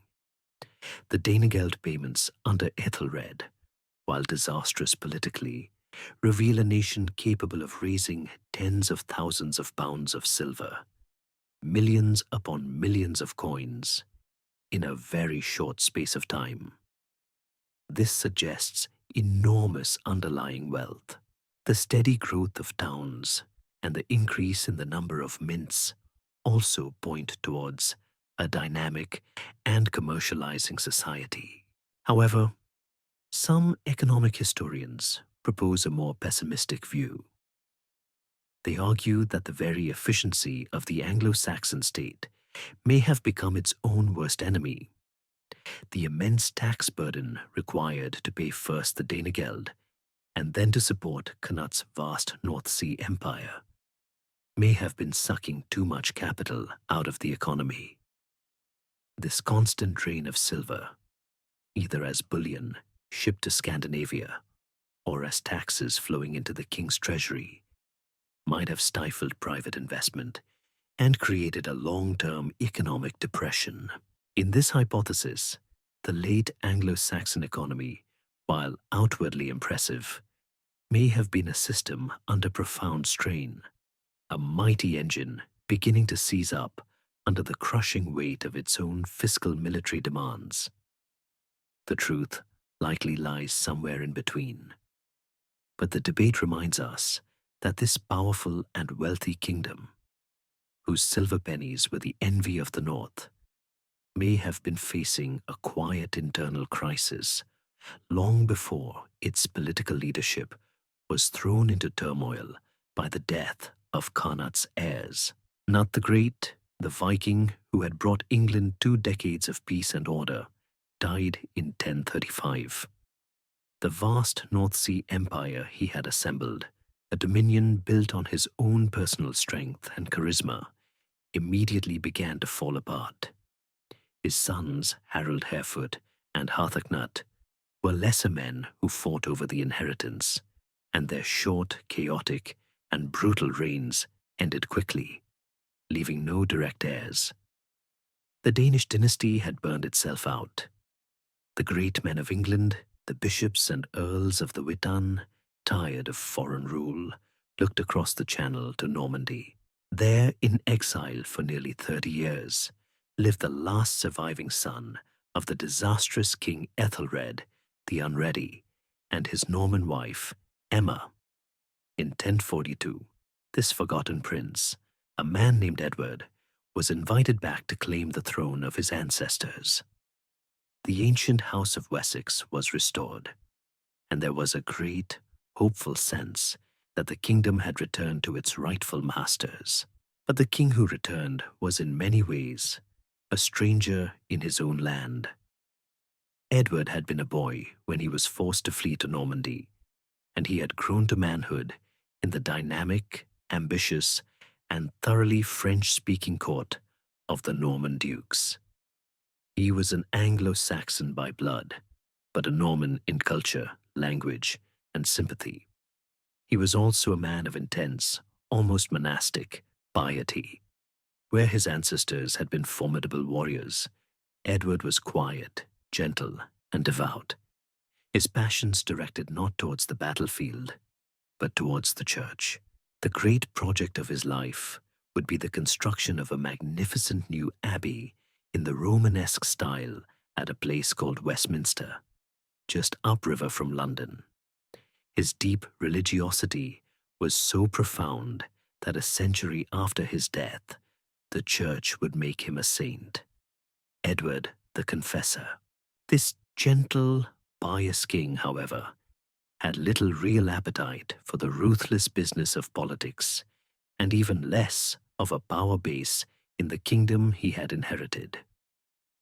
The real power in England lay with a handful of colossal aristocratic families who had grown immensely powerful under Nut. Towering above them all was the formidable figure of Godwin, the Earl of Wessex. Godwin was a brilliant and ambitious political operator who had risen from obscure origins to become the master of the richest and most powerful earldom in England. He and his family held a virtual stranglehold on the new king.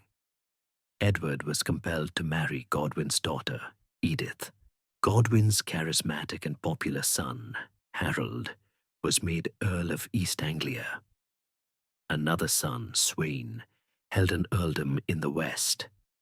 The Godwin clan effectively controlled all of southern England and dominated the king's council. The central tension of Edward's long reign was the constant simmering conflict between this powerful native English faction, led by the Godwins, and the king's own preferred circle of Norman friends and clerics whom he had brought with him from exile.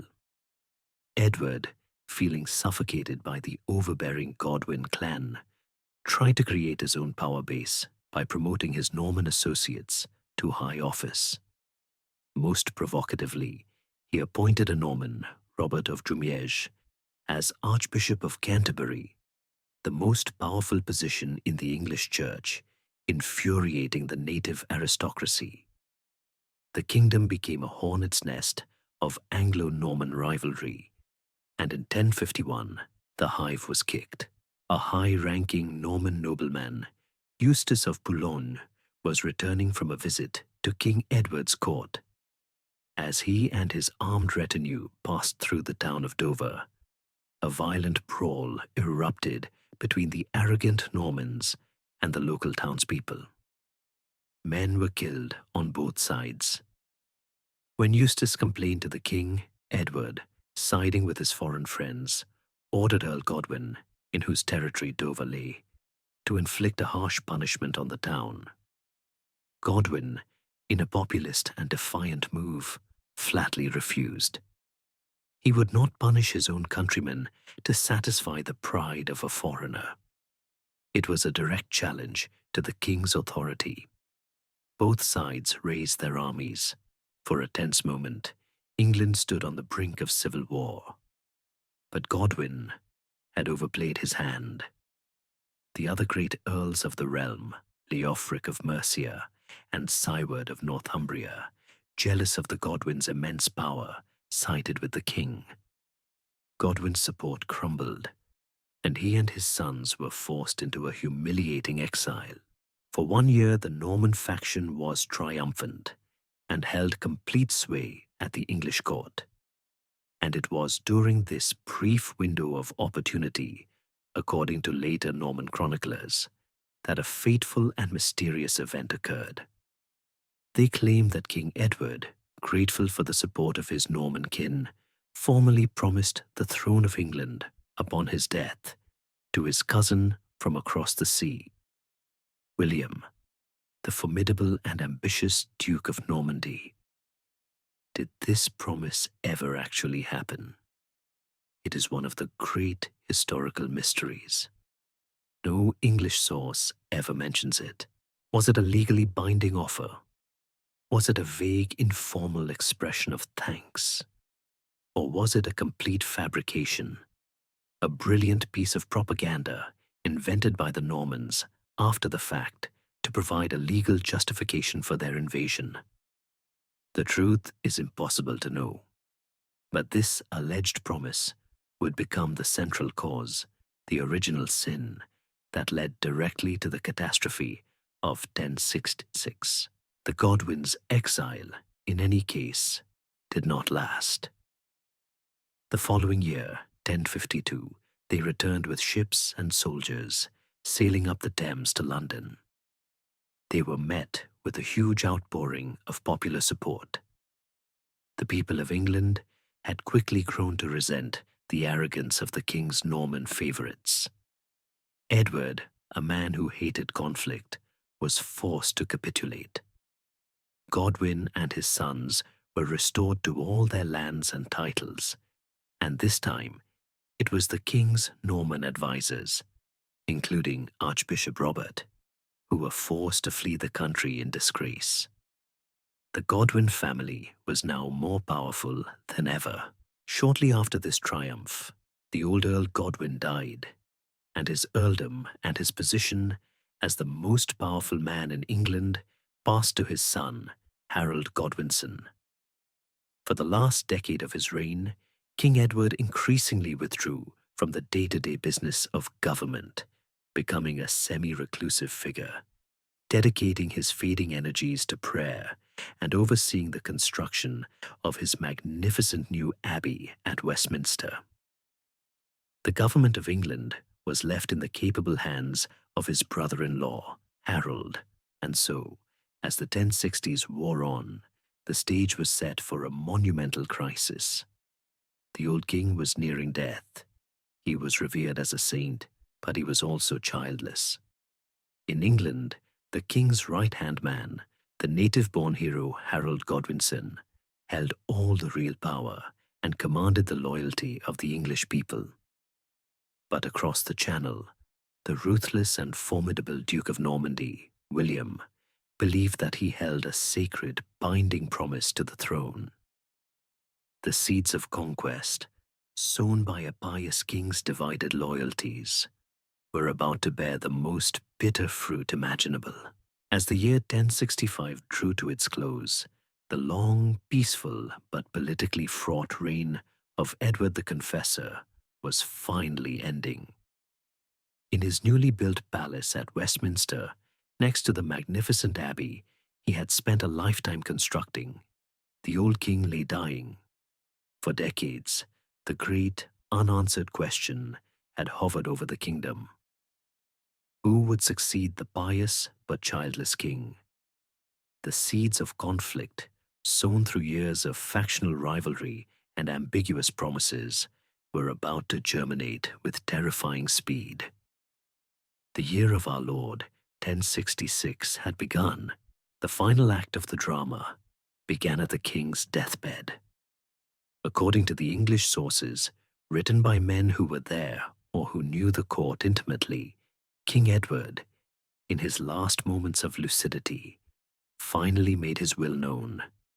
Surrounded by the great figures of the realm, his queen, Edith, the Archbishop of Canterbury, and his powerful brother-in-law, Harold Godwinson, the dying king is said to have reached out his hand and commended his wife and his entire kingdom into Harold's protection. In the Anglo-Saxon world, a king's final deathbed bequest was the most sacred and legitimate designation of a successor. It was his last and truest testament, and it overrode any other claim or promise he might have made in the past. Events then moved with a speed that reveals a carefully prepared plan. King Edward died on the 5th of January. The very next day, his body was laid to rest with great ceremony in his newly consecrated Westminster Abbey. And on that same day, the 6th of January, the Witan, the Great Council of the Kingdom, met and formally acclaimed Harold Godwinson as king. He was crowned and anointed immediately in that very same abbey. This astonishing haste was a calculated political masterstroke. Harold and his supporters knew that Duke William of Normandy was nursing a claim to the throne. They intended to present him with a completed fact.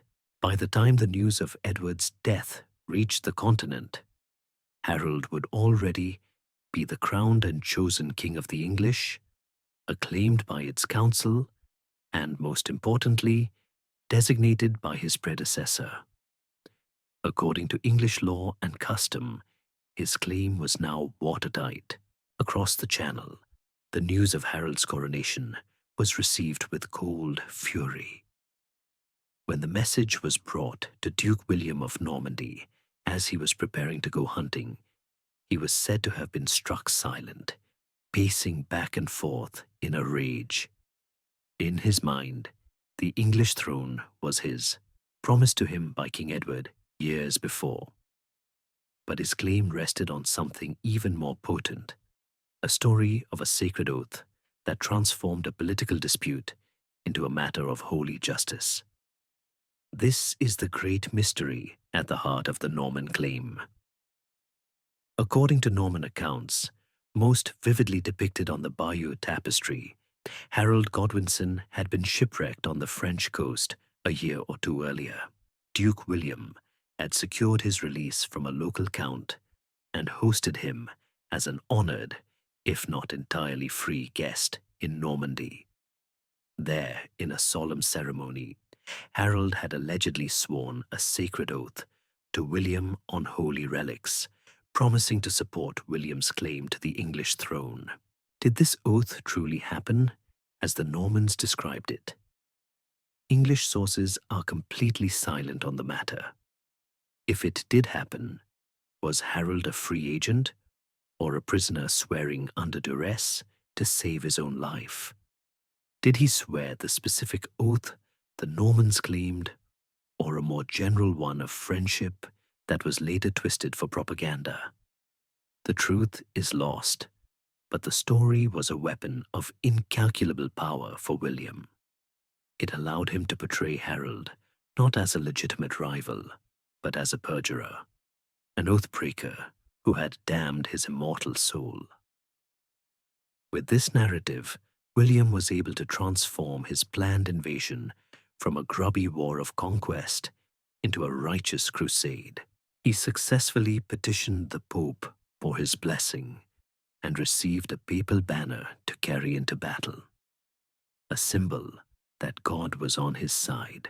But as Harold Godwinson anxiously watched the southern coast of England, preparing for the inevitable Norman invasion, a new and unexpected threat was gathering in the far north. A third claimant to the throne had emerged, a man whose claim was the flimsiest in legal terms, but was backed by the most fearsome military reputation in all of Europe.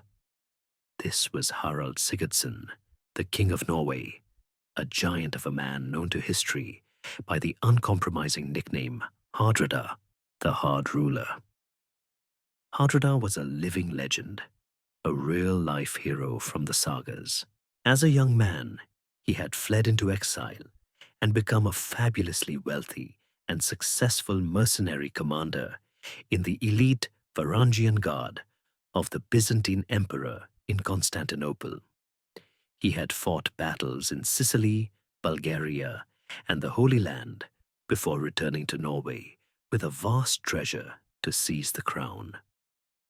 Now, in his old age, he saw the succession crisis in England as the opportunity for one last great adventure, a chance to win the richest kingdom in the north. Hardrada's flimsy claim was given a sharp and deadly edge by the intervention of a fourth key player, Thorsteig Godwinson, King Harold's own vengeful and embittered brother. Thorsteig had been the Earl of Northumbria, but his rule had been so tyrannical that his own people had risen up and driven him into exile. King Harold, choosing to support the Northumbrians for the sake of national unity, had confirmed his brother's banishment, earning Thorsteig's eternal hatred. This bitter and dangerous man, stripped of his power, was now a rogue agent seeking revenge. He first offered his services to Duke William, but found a more enthusiastic and ambitious partner in Harald Hardrada. He sailed to Norway and persuaded the great Viking king that England was ripe for the taking, promising that the people of the north would rise up to support them against the usurper Harold. And so, as the spring of 1066 turned to summer, the trap was set. King Harold of England stood on the south coast with the largest army and fleet ever assembled by an Anglo-Saxon ruler, his eyes fixed on Normandy, awaiting William's invasion. But in the harbours of Normandy, William was slowly gathering his own vast fleet and a multinational army of knights, waiting patiently for a favourable wind.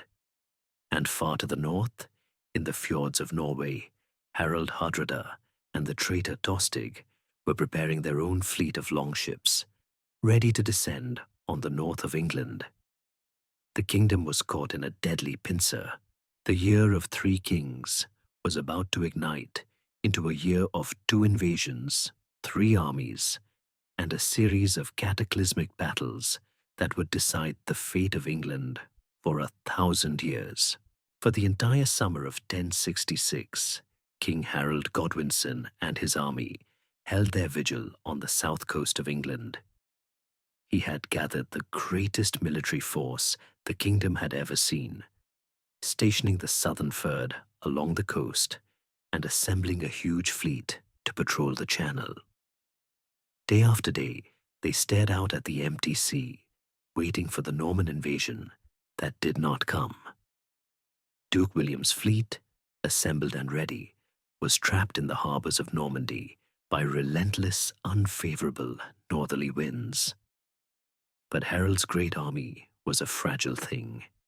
It was a force of farmers who needed to be home to harvest their crops, the lifeblood of the kingdom. As August turned into September, supplies were running dangerously low, and morale was beginning to fray. On September 8th, Harold was forced to make the most difficult decision of his reign. He disbanded the militia, sending the farmers home to their harvest, and ordered his fleet into London to be resupplied. The Great Watch on the south coast was over. England was now undefended. At that exact moment of maximum vulnerability, the northern storm finally broke. As if on cue, the same winds that had held William trapped in port had given fair passage to the other great invasion fleet. Harald Hardrada, the giant king of Norway, and the treacherous Thorsteig Godwinson swept down from the north with an immense armada of some 300 longships. They sailed unopposed up the river Humber and then the Ouse, striking deep into the heart of Northumbria. The two young northern earls, Edwin and Morcar, hastily gathered their local forces to meet this terrifying threat. On the 20th of September, just outside the city of York, at a place called Fulford Gate, the two armies clashed. The English fought with great courage, but they were no match for the hardened veterans of Hardrada's army. The Norwegian king, a master tactician, crushed the English force in a bloody and decisive battle. The army of the north was annihilated, and the city of York surrendered to the invaders. Harold Hardrada was now the master of northern England. The news of this disaster travelled south with devastating speed.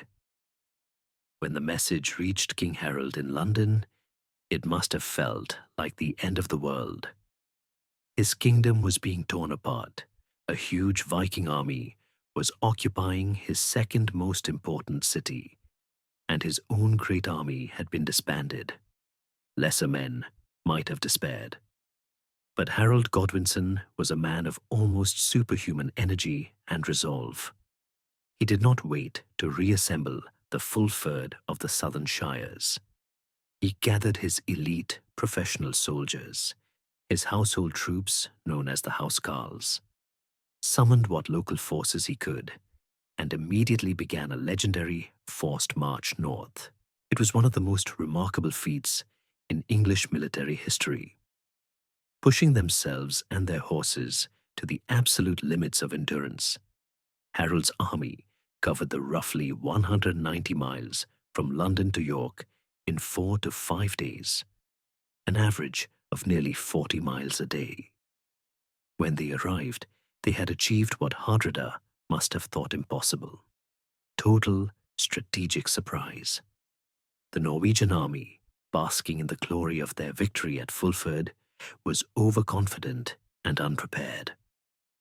Believing the English threat to be eliminated, they had left a third of their army, and crucially, most of their heavy mail armor behind, with their fleet 20 miles away. On the 25th of September, Hardrada and Tostig marched the rest of their army to a rendezvous at a river crossing called Stamford Bridge, where they were due to receive tribute and hostages from the city of York. It was a warm, sunny autumn day, and the Vikings, having taken off their armor in the heat, were in a relaxed, celebratory mood. As they waited, they saw a great cloud of dust on the road from York, and beneath it, the glint of sunlight on polished steel. At first, they thought it was the procession of hostages from the city. Only when the cloud came closer and resolved itself into a sea of battle standards and spear points did the horrifying truth dawn upon them. It was not a procession of hostages, but the English king and his entire army, appearing as if from nowhere. The battle that followed was one of the most savage in the Viking Age. A single, giant Norwegian berserker is said to have held the narrow wooden bridge against the whole English army, cutting down dozens of men until he was finally killed by a soldier who was floated in a barrel under the bridge and thrust a spear up through the planks. This heroic sacrifice bought the Norsemen just enough time to form a defensive shield wall. The main battle was a long and brutal affair. Harold, a grimly pragmatic commander, offered his traitorous brother Tostig a full pardon if he would turn against the Norwegians. Tostig refused. The English housecarls then hurled themselves against the Norwegian shield wall. Harold Hardrada, fighting at the front like a hero from his own sagas without his coat of mail, was struck in the throat by an English arrow and killed. Tostig seized the Norwegian banner and fought on, but he too was soon cut down. With both their leaders dead, the Norwegian line finally shattered. The battle became a one-sided slaughter, the exhausted but victorious English hacking down the fleeing Norsemen. So complete was the destruction of the Norwegian army that of the 300 ships that had brought them to England, a mere 24 were needed to carry the few survivors home. Harold's decision to march and fight with such lightning speed was a monumental gamble. Why did he do it? He could have waited in London to gather a far larger force before marching north. It was likely a decision born of both political necessity and brilliant military calculation. He had to show the people of the north that their new king would not abandon them, and he must have gambled that his only chance of victory was to strike the overconfident Vikings before they could consolidate their hold. It was a high-risk strategy that had paid off more spectacularly than he could have ever dreamed. In York, Harold Godwinson held a great feast to celebrate his victory. Arguably, the greatest victory ever won by an Anglo-Saxon king. He had saved his kingdom. He had destroyed one of the two great invasion forces threatening his crown. But as he sat at the victory banquet, a messenger arrived, breathless and exhausted, having ridden day and night from the south coast. The news was catastrophic. While Harold had been marching north, the winds in the Channel had finally turned. Duke William's invasion fleet had sailed. His army had landed, unopposed, at Pevensey Bay. He was now ravaging the heartland of Harold's own personal estates in Wessex. The celebrations died in an instant. The hero of Stamford Bridge now had to turn his weary, battered army around and march south once more to face an enemy that was fresh, rested, and ready for battle. The triumphant feast in the great hall at York was cut short by the arrival of the breathless messenger from the south.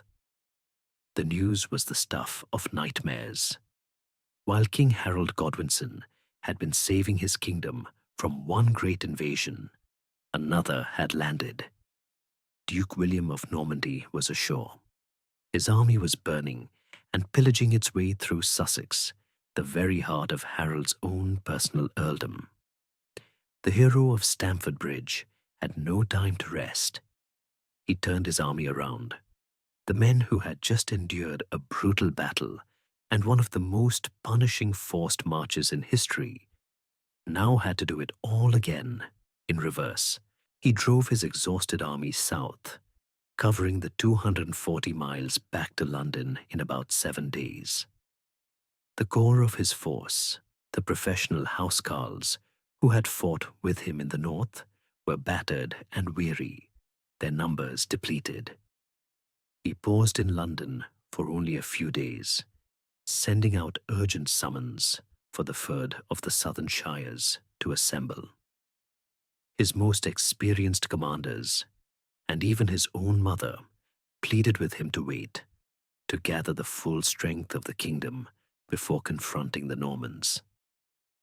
But Harold, flush with the adrenaline of his spectacular victory over Hardrada, and enraged by the news that William was laying waste to his own lands and people, made a fateful decision.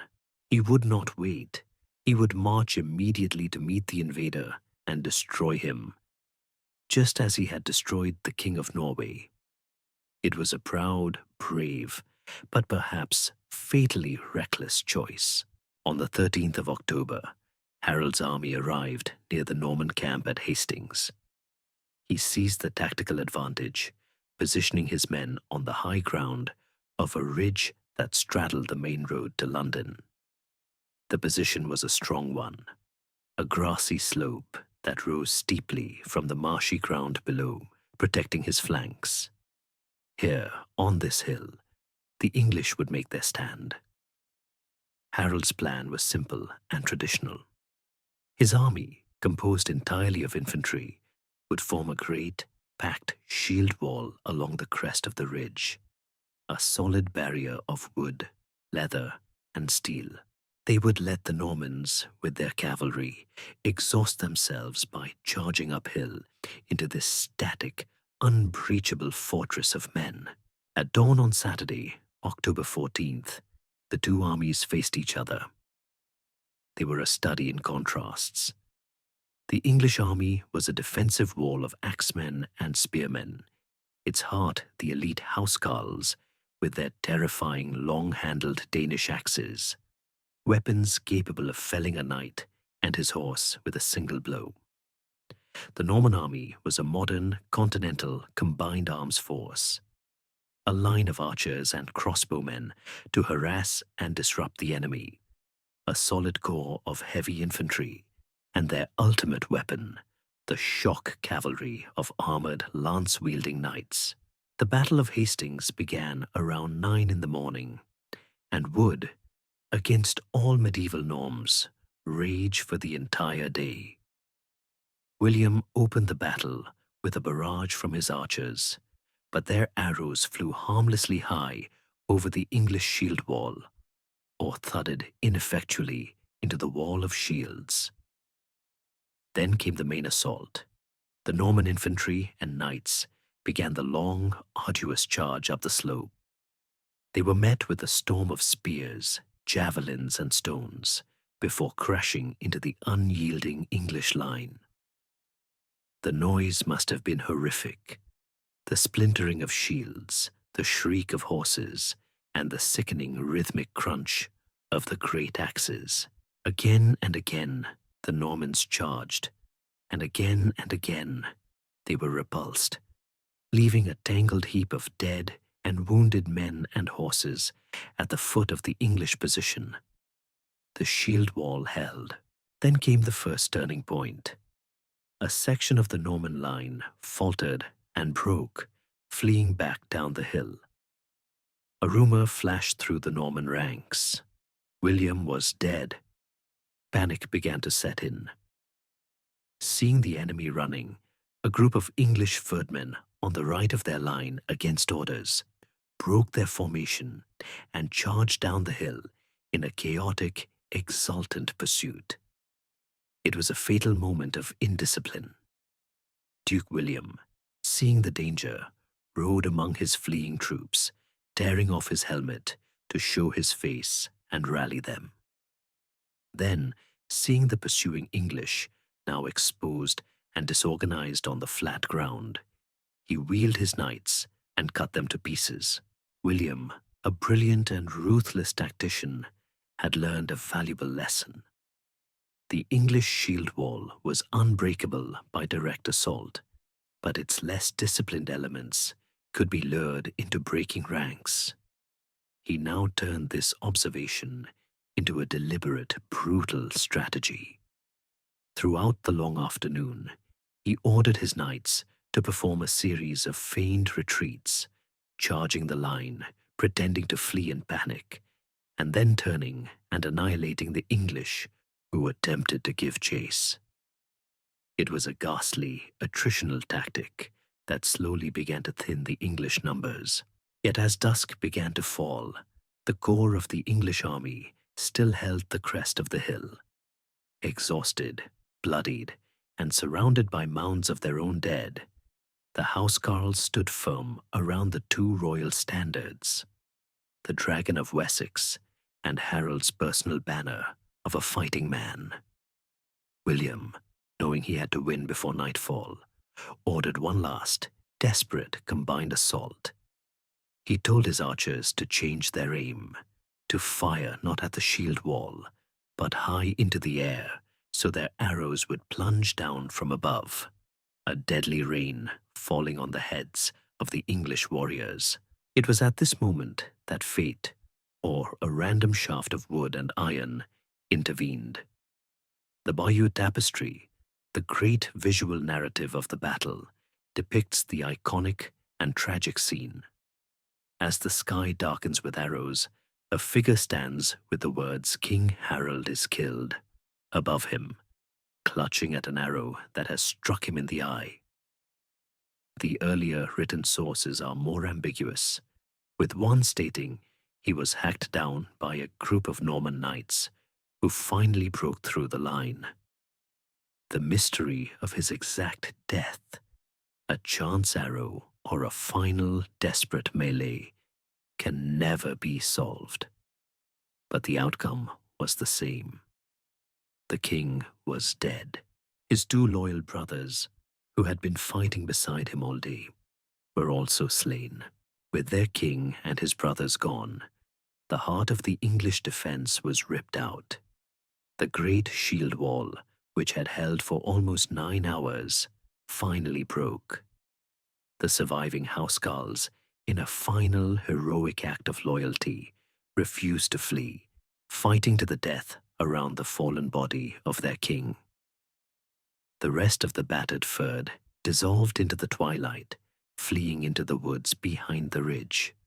The battle was over. On the hilltop, amidst the gore and the heaps of the slain, Duke William of Normandy lowered his standard. The last Anglo-Saxon king was dead. A world that had endured for 600 years had been brought to a sudden, violent, and catastrophic end on a single bloody day. Duke William stood victorious on the crest of the hill at Hastings, the ground beneath his feet soaked with the blood of England's king and its finest warriors. The battle was won, but the kingdom was not. In the weeks that followed, William marched on London, and the surviving English leaders, their armies shattered and their will to fight broken, submitted to him. On Christmas Day 1066, in the great new abbey at Westminster, built by the very king he had overthrown, William the Conqueror was crowned King of England. The ceremony itself ended in chaos and bloodshed, as his nervous Norman guards, mistaking the celebratory shouts of the English for an uprising, set fire to the surrounding houses. It was a brutal and fitting start to the new era.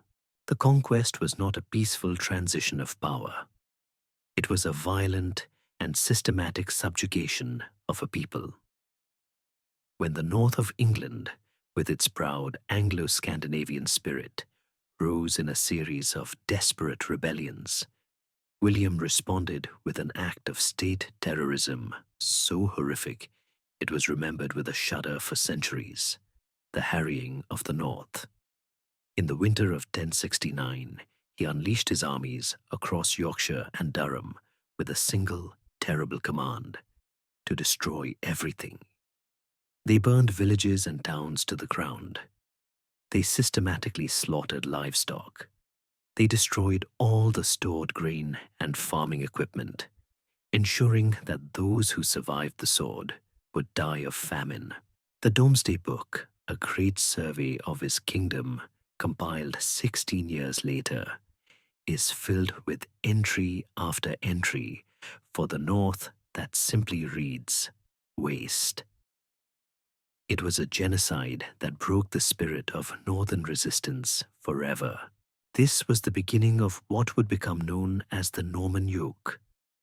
This was not simply a change of king.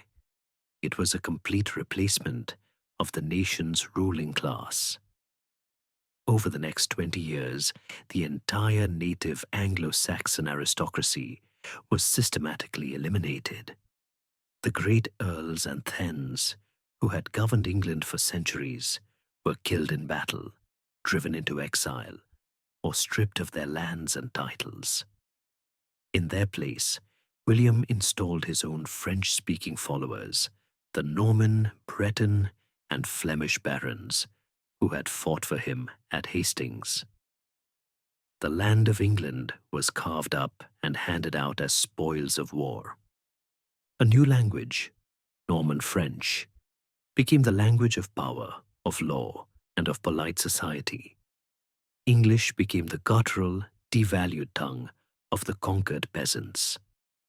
And across the landscape, a new and alien type of building appeared: the Motte and Bailey Castle. These were not the defensive burghs of Alfred, built to protect the kingdom. These were instruments of occupation, raw symbols of the new order, their timber towers looming over the resentful English villages they were built to intimidate. The world of the Anglo-Saxons was over, and yet it was not. A kingdom can be conquered, its leaders killed, its lands confiscated. But a culture, a language, a way of looking at the world, these things are far harder to extinguish. The Normans had decapitated Anglo-Saxon society, but the great body of the English people, the farmers and villagers, remained. And in their daily lives, in their speech, and in their customs, the spirit of the old world endured. The most profound and lasting legacy of the Anglo-Saxons is the language you are hearing right now. For a time, it was driven underground, but it never died.